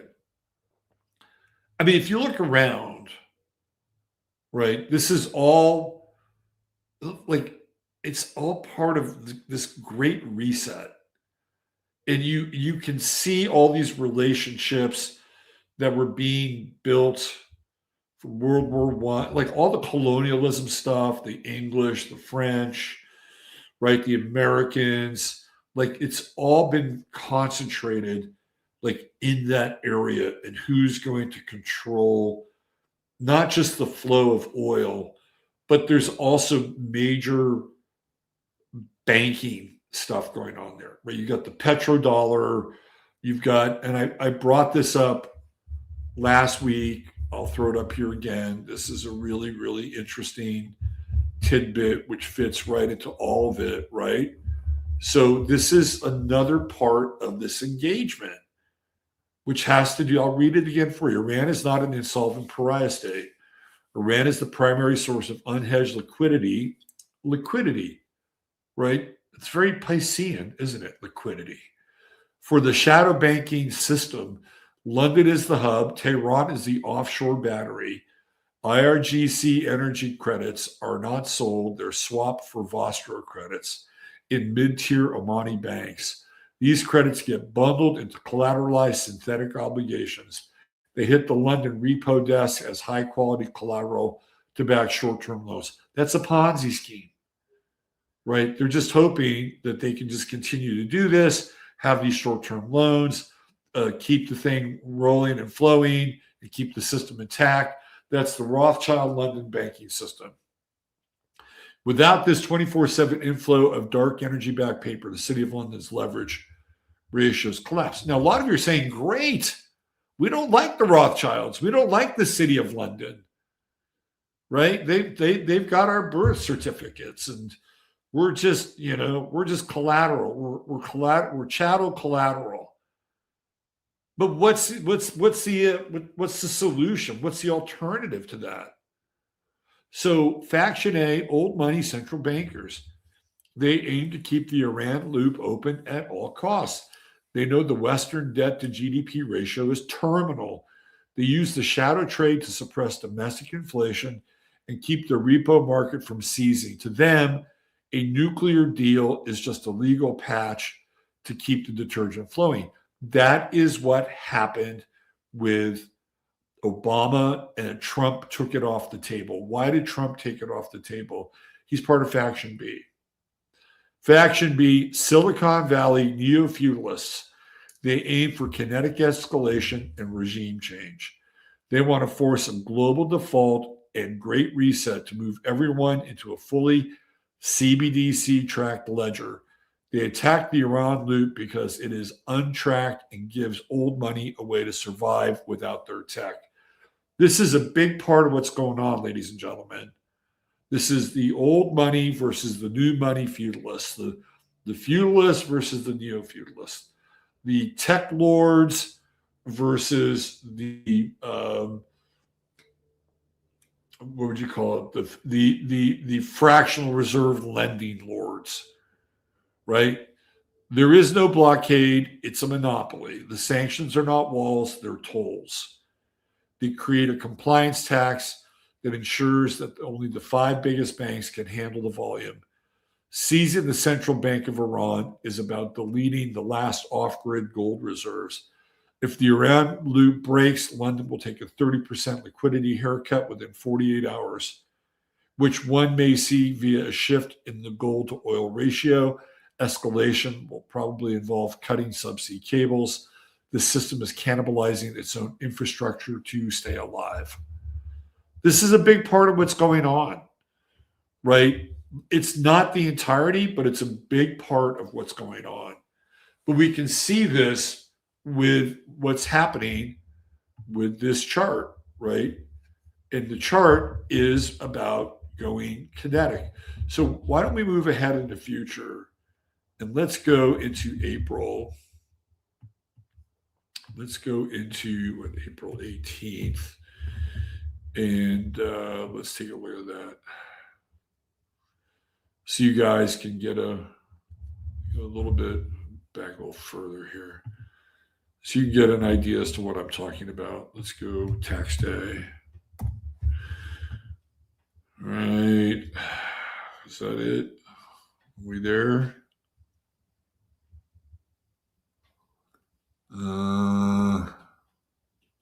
Yeah. All right. So let me bring this chart up for you. Okay. So this is what we're looking at. right here. All right, so this is April 15th, tax day, 7:30 p.m. What do we got? I mean, you can stretch this out a little bit more if you wanted to. If you wanted to do like, let's do April 17th. Let's do April 17th. We'll put that moon right there. Yeah, not quite. It's got to be 16th. We want that moon in Aries for full effect. Yeah, there we go. Okay, so here we go. Mercury, Neptune, Mars, Saturn, Moon, Eris, Chiron, Sun, all in Aries. You ever see that much Aries before? I've been doing this for a while. I haven't seen, that's a superstellium. 1, 2, 3, 4, 5, 6 planets. 7 if you include Chiron. Throw Eris in there. We got 8. That's massive. And Pallas, just around the corner, getting ready to go into Aries. If that is not a configuration of war, all the king's soldiers, I don't know what is. This is very, very intense. Very intense. And on this day, right, we're just almost Kazimi'd out here with Mercury and Neptune separated by 5 degrees. So what you will hear during this time will be complete and utter confabulation and lies. There's a lot of justification going on in this. This is like big picture shit, right? This is all big picture shit. A lot of confabulation, a lot of justification. Who do you trust? What source do you trust? Right. And we got the Jupiter, right, which is still conjunct Sirius, which is still conjunct the US sun in Cancer, squaring off against the moon, squaring off. It's almost like a major slap in the face. Right? Like this is the thing that gets Americans pissed. Like right now, I would say probably about 70% of the people do not support the war. 70%. And maybe that's conservative. After this day, that number dwindles. You also have to keep in mind that we're in those days of Molech too, right here, right? These are the fucking days of Molech. Like if you look at April 16, 17, 820, everything basically from like 415 to 420, that's where you have these major events like Oklahoma City, like the Branch Davidian compound coming down. Like there's all kinds of crazy shit that happens during that period of time. And here we are, right? And it's not just any sort of days of Molech, right? Molech, the god that has the furnace in the belly and that they feed the baby to. Have you ever seen that from the Chicago World's Fair? Oh man. Give you nightmares. I don't think it's from the World's Fair. I just from some Zionist Jewish Congress like event thing. It's creepy. It's really creepy. So there's something here like this. To me, this is like false flag territory. If you want to get people inflamed, what are we talking like 2 weeks from now? Roughly, you want to get people inflamed. This is your time. Give or take a day or two, right? Like this moon could be further back. It could be a bit more balsamic, like maybe the 15th, maybe tax day. But this is one of those days where people are like, fuck it, do what you got to do. We don't care. Just do what you got to do. That's what it feels like to me. Be careful. Be careful of being swept up in this energy. This is not great. This is not great energy. Now, if you're using it for your own life, this could be interesting, right? This could be really interesting. It's like, you know what? I am sick and fucking tired of being sick and fucking tired. Look, if we didn't have a war going on, this would be some really interesting fucking energy. Wherever Aries is in your chart, it's like, enough, right? Let's go. Enough of this inertia, enough of this waiting around for things to fall into place, right? This is like, go get it, get after it.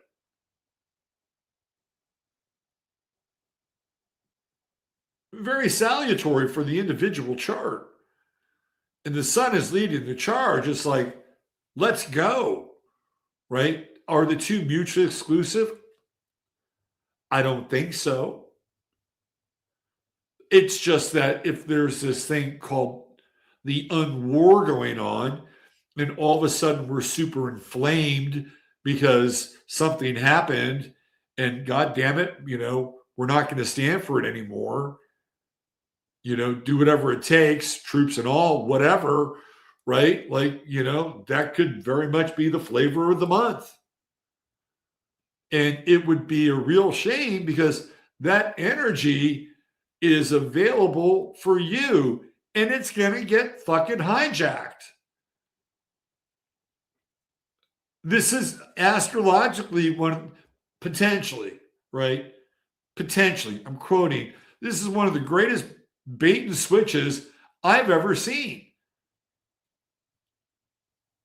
Like, you want sovereignty, you want independence, you want like the energy to act in your life, you want to change shit, you want to take the ram by the horns. This is your energy, right? And even with Jupiter, it's like, I don't know if I'm capable of it, but God damn it, I'm going to give it a try. I'm going to do my best, right? I'm not going to hold back. I'm going to lay it all out there because that's what Jupiter does. And then all of a sudden, this happens over here. Oh, we can't have that. God damn those sons of bitches. How are they, they're never going to get away with this. Sign me up. Give me a rifle. It's a hijack. This is an energetic hijack just waiting to happen. And the natives are restless, right? Like we're kind of catching on, it's like the algorithms are kind of broken on Instagram and Twitter, and there's stuff that's being pushed out there I've never seen before. People are like getting really up to speed and really smart, really fast. And I don't know like at what point the tipping point is between people are like, enough. We've had enough. That could also be part of this, right? I mean, there are scenarios that have been game theory prophesied, right? Like there's like civil war in America, red, blue, non-war versus war. I mean, this could all be part of what we're looking at here, where people are just like, these are the people that are woken up and, smelled the napalm, right? They're like, enough. And it's like kind of fucked that we have this unwar to deal with because this energy is really powerful. Now, it doesn't mean that you can't tap into it. You can.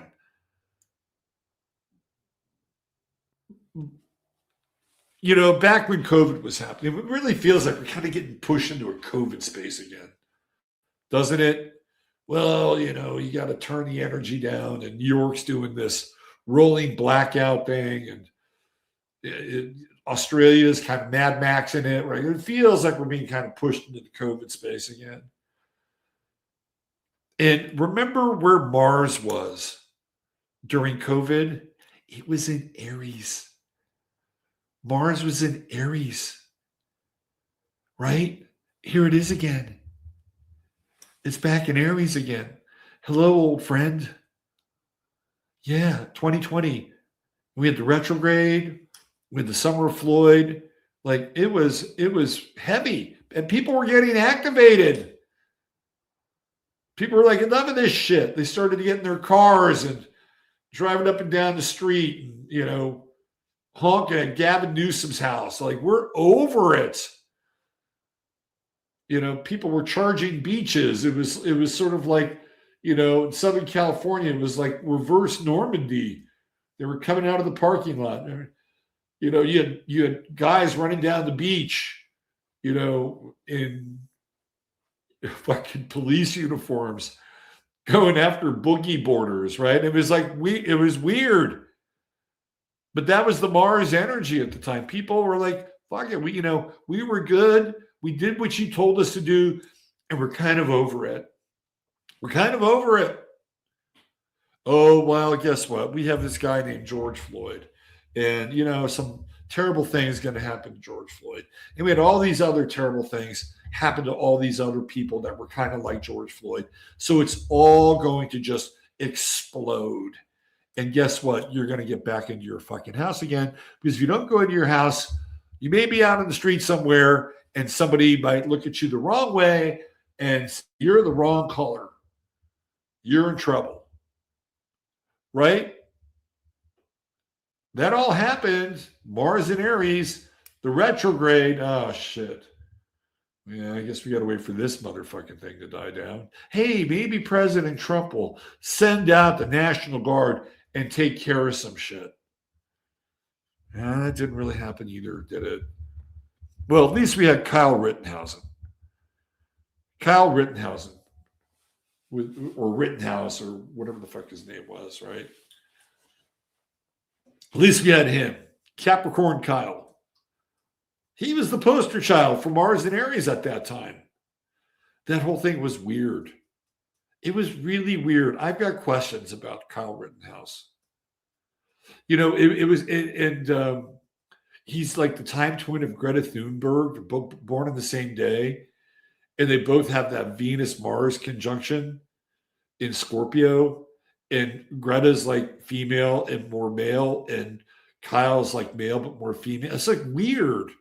Like there was this like that whole weird thing. And the weird thing about it, okay, there's something about the whole Kyle Rittenhouse thing. I'm time tripping a little bit.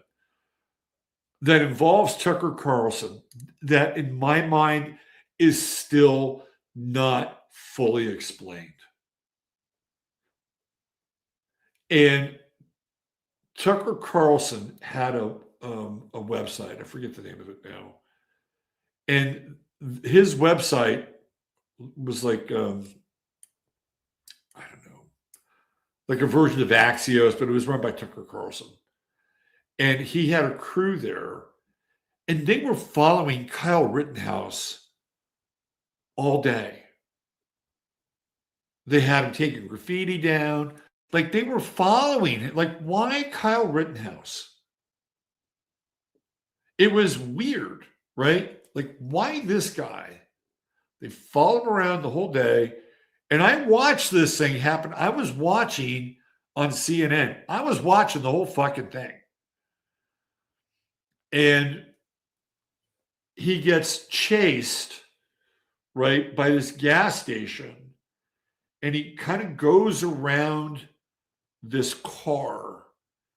And it just so happens that Tucker Carlson's field producer is behind this car, right? Which is kind of on the outskirts of this like mini mart.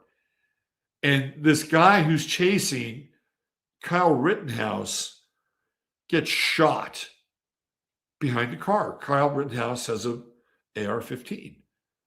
And it's weird, right? And then he starts running. I saw the whole thing. He starts running down the street, and it's like kapow, kapow, kapow, and he takes out 2 more guys. And so Tucker Carlson's field producer was the guy who had the most access and saw Kyle Rittenhouse have to deal with it. But he, for whatever reason, he didn't have his camera then, right? We didn't see the bang, bang happen then. There was something really weird about the whole thing.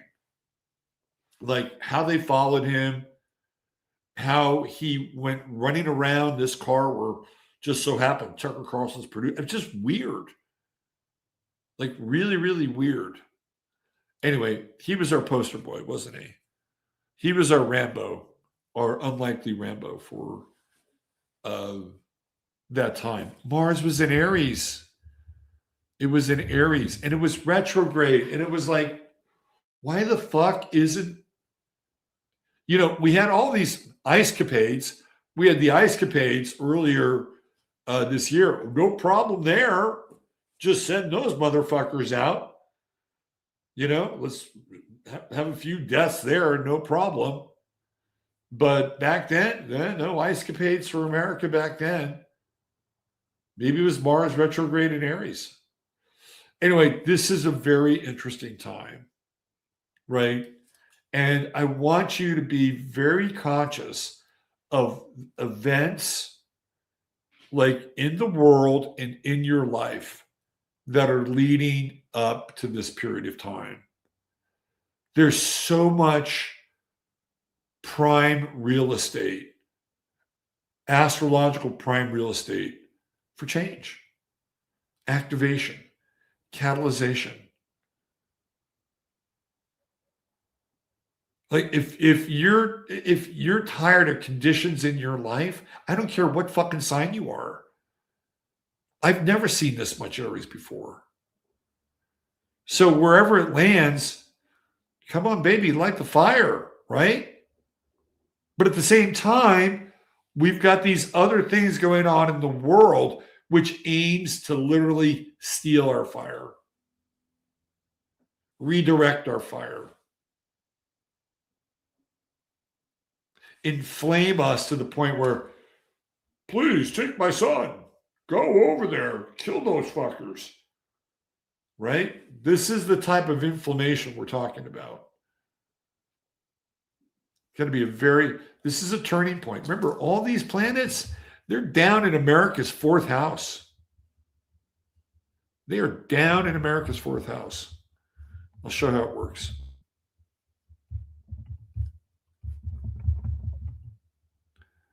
We'll do USA. And then we'll get into some Uranus and Gemini stuff. Give me a second here.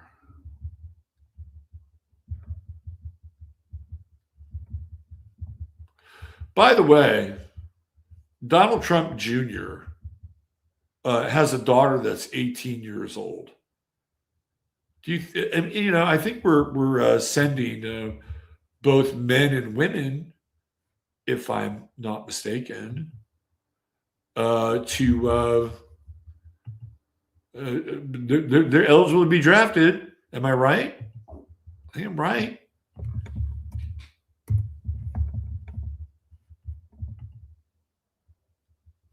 Oh, hold on. God damn it. Wrong chart. And he's got a son. Don Jr. has a son who's going to be 18 in February of next year. Now that is going to be interesting. Like, how does he manage that? Right? Well, my son has my son has fallen arches just like his grandfather. Here's what I'm talking about right here. This is the U.S. We're using the Sibley chart, which personally I think really works. And look at what we got here. Look at that. All in the U.S. 4th house. Chiron, Sun, Saturn, Moon, Mars, Neptune, Mercury. Are you kidding me?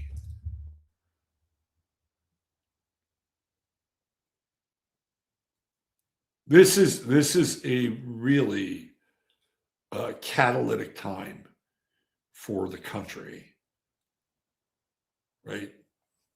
This country, catalytic. What do I mean by that? It means like, hey, we're either going to war at home or we're going to war over the ninth fucking house, right? This is conflict. This is war. This is anger. This is aggression. Right here, right there. Now, honestly, I would love to be wrong. I'd love to be wrong. But when you look at this, this is pretty simple astrological math. Look where Jupiter is. Jupiter's right here conjuncting Mercury, right? Conjuncting US Mercury. There's US Sun, there's Sirius, right? Jupiter's right there. Right now it's at 15 degrees. So it's conjunct all three. So you have our sun, our binary sun, and then the second sun inside our solar system. They're all together right now. Right? This is a really powerful stellium. But on this day, Jupiter is conjuncting Mercury. So the message, right? The message is big. It's a big message. It's a message about America, manifest destiny, the past, all the great wars that we've been in. I mean, all that shit, right? I'm telling you, it's coming. It is coming. And all these planets square. So, again, I would say use the energy for your own benefit, right? Like it's going to be powerful. You have to apply some degree of will and the expression of the energy wherever Aries is in your chart. I mean, it is a fucking mother load here. And it feels to me like it's about to get hijacked. And I don't like that. I'm not down with it. Look, I love the country. Right? I love the country. I do. What I don't love is I don't love the social engineering, the programming. I don't love what they've done to the water or the food. I don't like what they've done to education. Like our country has become a toxic cesspool. Are there good people here? Yes, there are. Are there people here that do amazing work? Yes, absolutely. I was talking with a good friend, Claire and Steve, over dinner on Friday. You know where they are tonight? They're out at Molly Englehart's property. Right. And do you know about Molly Englehart? Like they do this conference there every year. And this one's amazing. She's into regenerative soil and cattle, just an amazing person. And right down the road here in Bandera, Texas, it's an experiment in community and sustainability and like good shit, right? Like there are good people here. There are people that get it. Like they understand like that there can be a better version of the world. And they're dedicating their lives to doing it. And it's not just the United States. I mean, there are people all over the world that are doing it. I don't want to say that, we're the worldwide leader in it. I'm just telling you, there are people out there that actually give a shit and that are doing something about it and are working on new models of how to live. So it's not all terrible. It's not all bad. But what's happened is that we have successively gotten further and further away from simplicity. and the things that did make this country great. If there was a problem, you addressed it and you fixed it. That's how easy it was. You didn't have to go through mounds of red tape and regulations and having a license and a permission and all this bullshit that's gotten. And this is what Aries is about, right? This is Aries getting to the heart of it. Like, enough. Enough already. I have high blood pressure, so I get this compounded medicine, hydrocor, right, for my high blood pressure or my cortisol. It's not my high blood pressure, but whatchamacallit? I always forget the name of it. Anyway, I always want to say adrenal glands, not adrenal, but I get it compounded, right? I go and get it from my apothecary shop down the road, and they show me this piece of literature that the current administration has said that this is going to be banned. Thyroid, adrenals, it's the thyroid. And they say this is going to be banned in a year. I'm like, what? This thing that is an alternative to synthroid is going to be banned.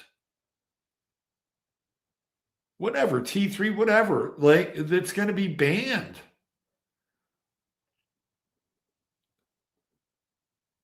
Well, why the fuck are you banning this? Oh, well, I know why. It's because the AMA and the FDA, we don't want that. We want you to deal directly with Pfizer and Merck and these other companies. There's only going to be one size fits all. That's it, right? That's a problem. That is a problem. And a lot of Americans are starting to get sick of this bullshit, right? And if Donald Trump was on our side and he had Robert F. Kennedy, Mr. Maha, right, they would kill this shit. We don't want people to only have one version of this available, that everybody's got to go through the pharmaceutical hoop, right? And that's what's happening. I'll give you another example. Our good friend Chris at True Hemp Science. The Trump administration said, hey, a year from now, we have a national law that goes into effect that says you cannot have any trace elements of CBD in your THC. It's like, what the fuck? Right? First of all, you say it's okay to do it, and all of a sudden you can't. Well, why? Because they want you to have the synthetic version of it. Americans are getting sick and fucking tired of this bullshit. So Chris might just be out of a business in a year. He might, unless, of course, he finds a workaround. Of course, you can help him. And you can help him by going to truehempscience.com and buying $100 worth of his product. Great product. You get these excellent gummies, full spectrum right here, 2.3 grams of THC. You won't be able to make these anymore. Okay? Based on this law that goes into effect nationally, 60 milligrams CBD, 111 milligrams of CBG. Now, go to True Hemp Science, buy some of this stuff. Support his business. Type in 15MINS. You'll get a goodie bag on top of it. This is bullshit. This is American Revolution stuff right here. Right? This is American. This is American Revolution stuff. Down in the fourth house. We didn't start the fire. You started the fire. Right? And we watch Baron Trump just make a shit ton of money off of insider trading. Donald Trump Shit ton of money off insider trading. Look, Trump is funny. He's funny. He's, this guy, Pape, said, he's not a Democrat, he's not a Republican, but he said that Trump is the absolute best public relations president he's ever seen. He said he's better than Obama, he's better than Reagan. He said, look, he pulled off January 6th and he got reelected. And he's like kind of funny about it, but it's true. Like, Trump is the ultimate salesman. He's the ultimate salesman. I want to go buy Sharpies now, thanks to Trump. Right? But at the end of the day, like, you can only get by with, and he'll do this, right? He'll front load a bunch of shit and he'll go, what the fuck? What are you doing? What are you doing? What are you doing? And all of a sudden he'll throw us a bone. Like, oh yeah, that's the guy. I remember. That's the guy we voted for. And then he goes back to like stuffing his coffers and making sure that Howard Lutnick and Jared get fucking filthy rich, right? And then Barron's close to $750 million now. And what about us? Oh, yeah, here you go. Here's a little bone.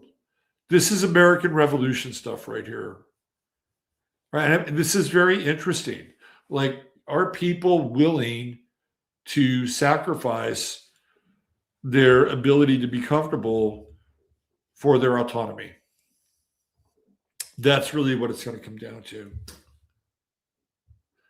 Now, remember, all this Aries is there for you. It's there for you. It's the most personal planet there is, most personal sign there is. Line it up, tee it up, and take a good whack at the energy. It's going to be a very interesting time. I guarantee you that right now. Right? Very interesting time. Let me go back here. Let's go back into the chart.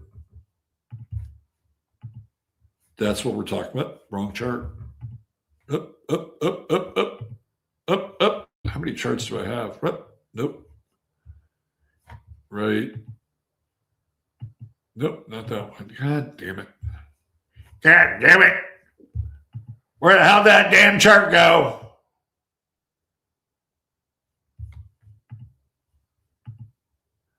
I just had it.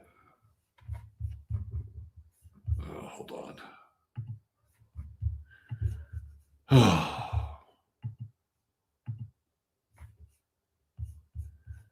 Windows. Yeah, it's right there. Let's get back to it.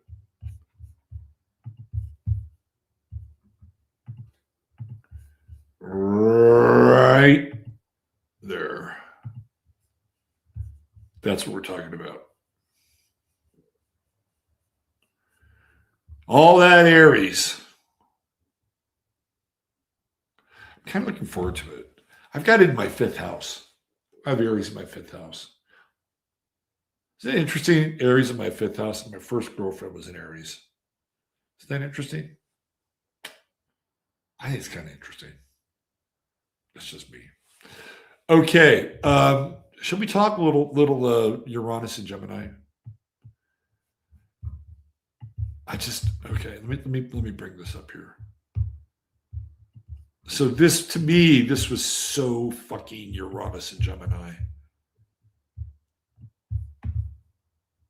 It was this right here.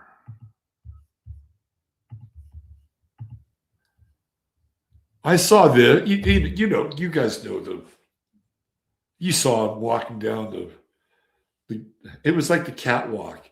It was weird, right? So figure 3 has Melania like LED'd on the side of its head. It's so fucking weird. It is so weird. And every time we get to the end of a like 28 degrees Taurus, we're getting signals. We're getting signals from the next sign, right, which is Gemini. And I just thought to myself, this is some Gemini shit right here. This is some Gemini shit. Let me see if I can find the catwalk. so we can just watch it together in all of its glory.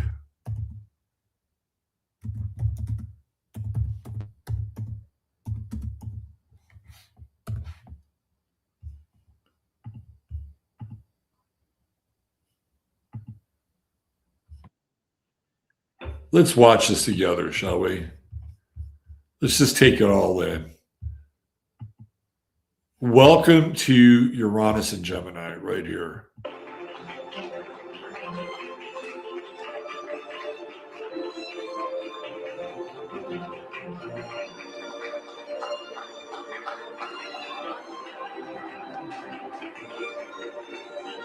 She's even deferential. She's even deferential. I would say figure 3 looks a little more. Which one is more robotic? Which one do you think is more robotic? Let's watch them. Let's go back. Here we go.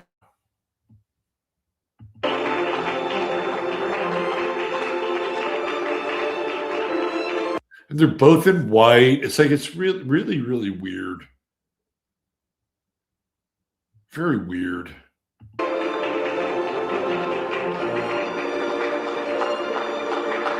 And they're clapping for the fucking robot. They're not clapping for her.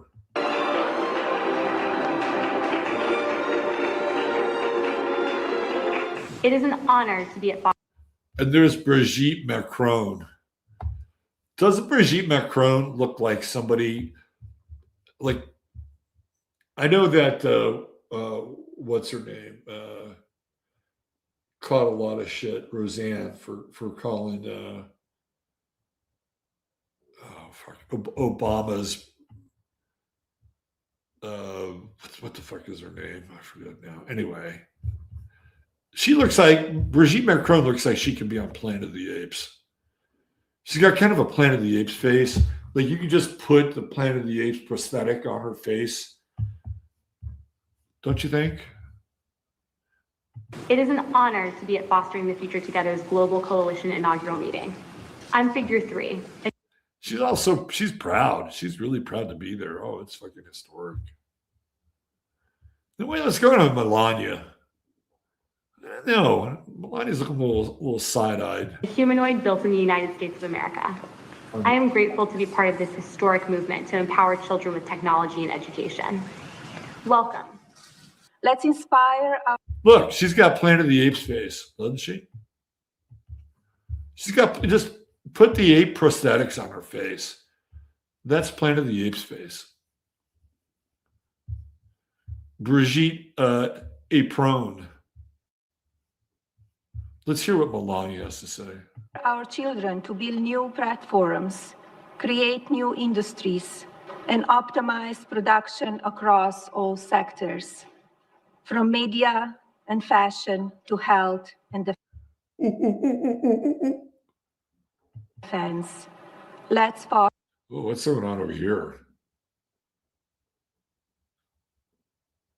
She looks like one of those like villainesses from James Bond, you know, from the Iron Curtain. She's like one of those Iron Curtain villainesses. Mr. Bond, you are in a predicament that you did not foresee, Mr. Bond. Foster the future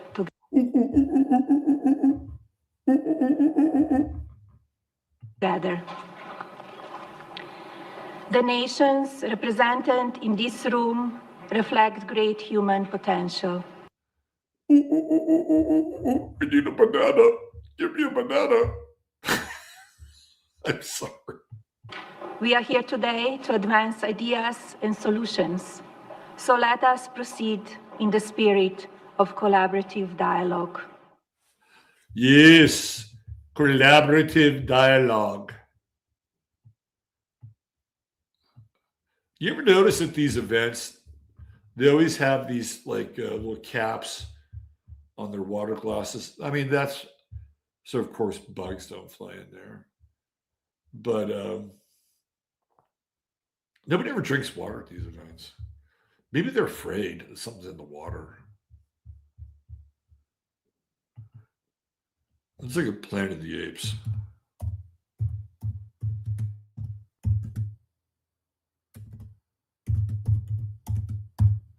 I bet you somebody's already done this.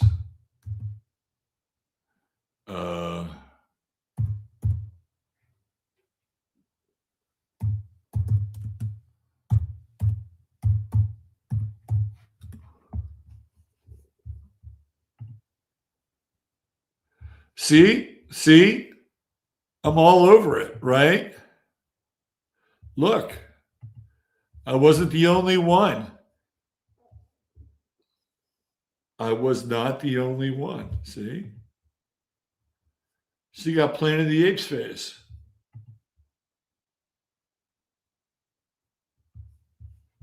Right there. Ooh, ooh, ooh, ooh. I'm sorry. Oh. Oh, look, she's with one of her peeps. Look at that. Oh.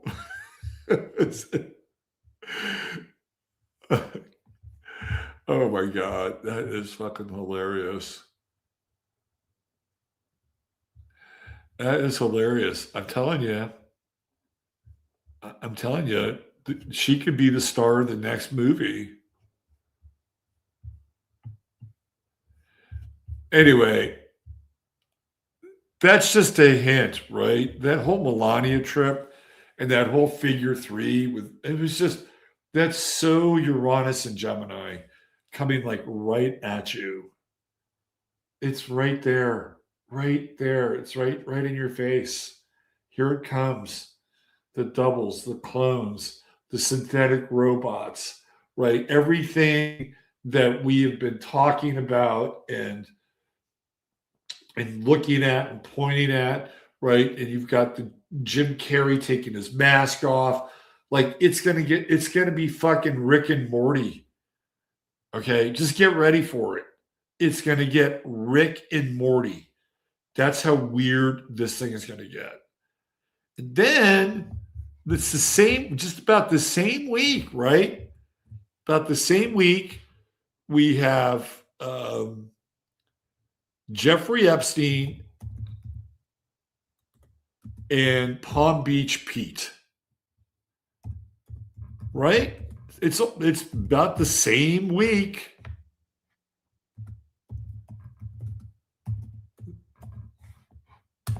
And that is more Uranus and Gemini coming straight at you right here.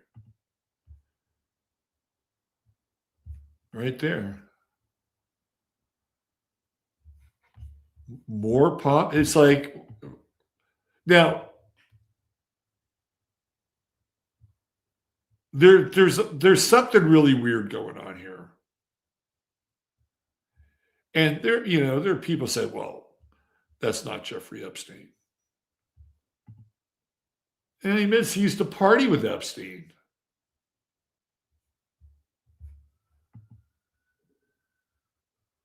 We got so Dr. Joan is in the house. She'll tell you that this isn't a match.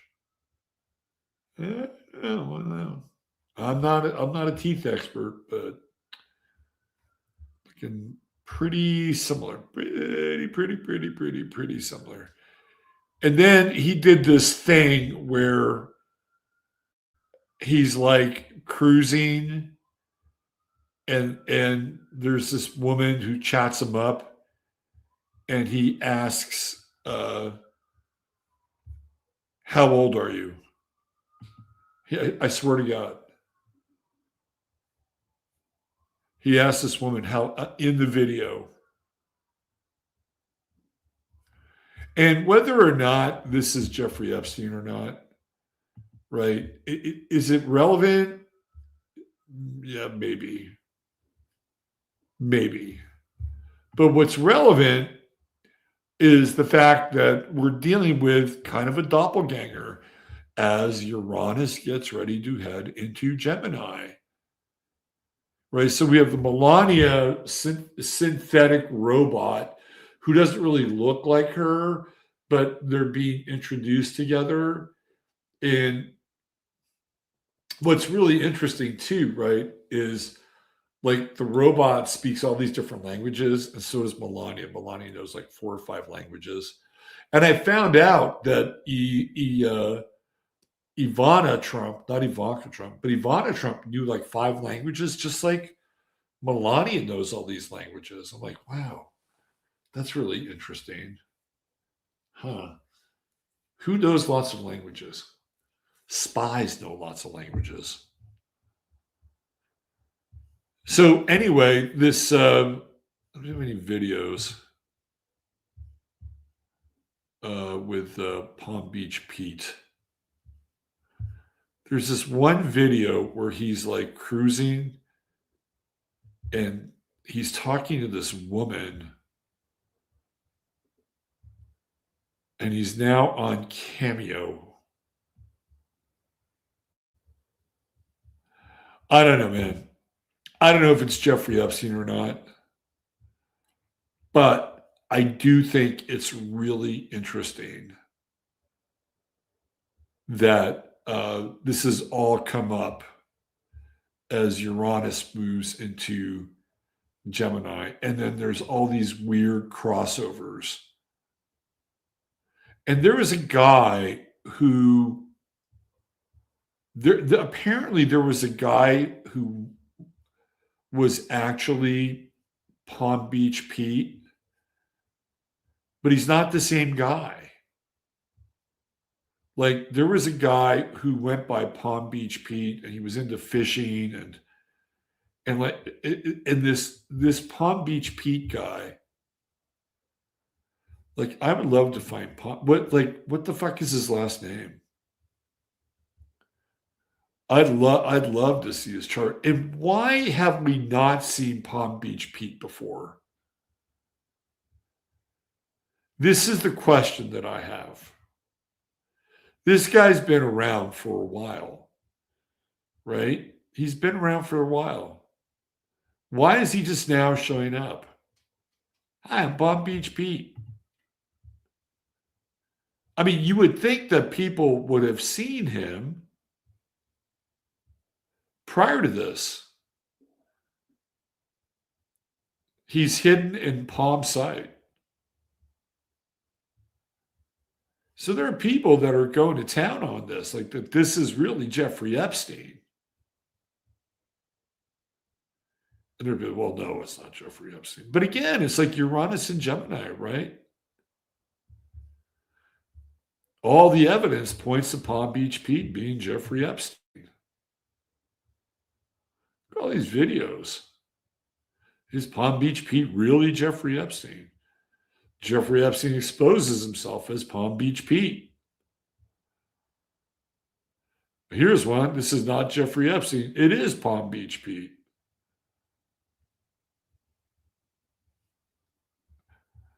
Wherever you weigh in on this,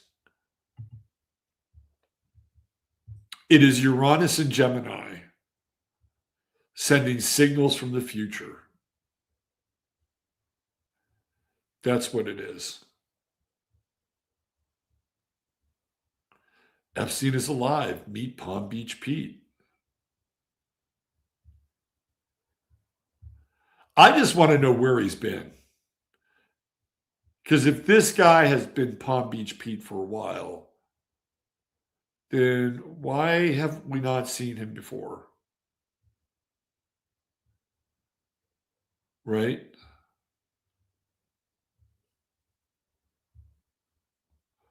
What's really going on? Yeah, exactly. Oh, that was the talk show that he was on.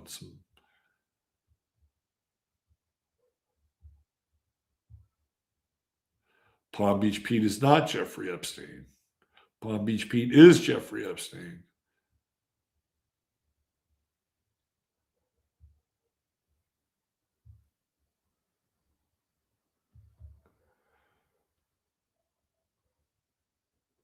Is this man Jeffrey Epstein? Anyway, chalk it up to Uranus. And it's going to get weirder. It's going to get weirder. There's going to be more high strange. You go back, and I went back in time. And the last time Uranus was in Gemini, it was not a great time. It was the beginning of World War II, 1941. Right? We got fucking Pearl Harbor. Pearl Harbor. This is all Uranus and Gemini shit right here. It's us getting into the World War. 7-year period. 1948. World War II is over. And we're off and running with the Marshall Plan. And all the technology. So if you go back and if you look at that Wonder Woman, Uranus and Gemini, Wonder Woman, look at that. Makes her first appearance. If you go back and you look at the transits of Uranus, so if you go back to Uranus and Aries, and so 7 years before 1941, so you got 1941, go back 7 years, it would be 1934, right? 1934 to 1941, you have Uranus and Taurus. Okay, Uranus and Taurus. Prior to that, so 1934 to 1927. So 1927 to 1934, that's Uranus and Aries. And if you go back and you look at that time, which I did, I actually did a show on this on Gaia TV. That period of time with Uranus and Aries, you theoretically, you have more inventions during that time than almost any other period in history. You have television, radio, the transistor, right? The electric guitar comes online. You have radar, you've got sonar, you have complex polymers and plastics. I mean, all this shit theoretically gets discovered from 1927 to 1934. It all gets like generated, right? And then World War II comes along, and that kicks off in 1941. You've got that 7-year period where Germany is going through industrialization. And all those things that are developed start to get put into play during industrialization. And it happens on both sides, right? And then the war starts in 1941 for the United States. It happens obviously sooner for the European countries. And then all that stuff with Uranus and Gemini gets thrown into the war theater. And it gets road tested, right? So the buildup is the Uranus and Taurus period. And usually with Uranus and Taurus, it's usually deconstructive. So, but during that time, it is both deconstructive and reconstructive, especially for Germany and to some extent the Soviet Union. And then they road test all this shit during World War II. And then when it's done, they take what they learned from World War II and they put it into industrialization. And that's via the Marshall Plan in Europe and in Japan. And then the United States, which wasn't hit by the war, they take all that wartime technology, all those things that they kind of discovered going back into the late 20s and early 30s from 1924 to 1937. right? It all just gets manufactured. And that's where everything gets sped up, and you have the age of transistor radios and mass production, right? And that eventually bleeds into like Uranus and Cancer, which is all these developments for the home, right? You have all this technology which starts to be made for the home: washers, dryers, electronic ranges, all that shit, right? TVs start to come online during Uranus and Cancer. It's all happening. So Uranus and Gemini is a very interesting period of time. And a lot of this stuff gets worked out during a wartime theater. And then on the other side of it, ultimately, when Uranus winds up going into Cancer, there winds up being like, again, sort of this domestic application, but it's not going to be one-to-one. It won't be like what it was after World War II. Right. But remember, Uranus and Gemini kicks off this world war, and here we go. Uranus is coming into Gemini. Just saying. Just saying. I think that's it. I think, what are we, 2.5 hours into the show? Yep. 2.5 hours into the show. Okay, so tomorrow I am going to finish reconstructing my new bed. I've gotten rid of the death bed. And then if you've ordered a reading, I'll be hitting people that have ordered readings, and I'm a little behind.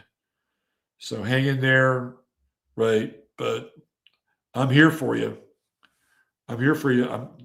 Astrology, I'm telling you, it is an amazing tool to navigate.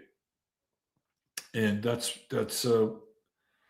I love doing this. I love doing the lives. I love connecting with you. I love sharing stuff, stories, cycles, history, energy. But what I really enjoy doing is working with people one-on-one. I had a really cool experience today where one of my coaching clients, it's like when worlds collide.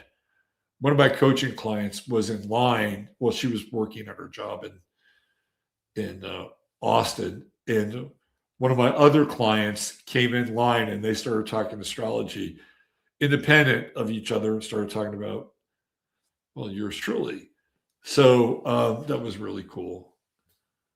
That was kind of a cool moment. And I got to hear back. It's like, man, all right, it's kinetic. The world is kinetic. All right, take that Aries energy that's coming, do something with it. Right? Don't be a pawn in the game. A lot of you are generators. Right? Respond to the situations in your life. And use that Aries energy to generate something. Whatever it is. You want a different path? You want to be a solution? Right? You want to be a part of the solution? Create something. You generators are good for that.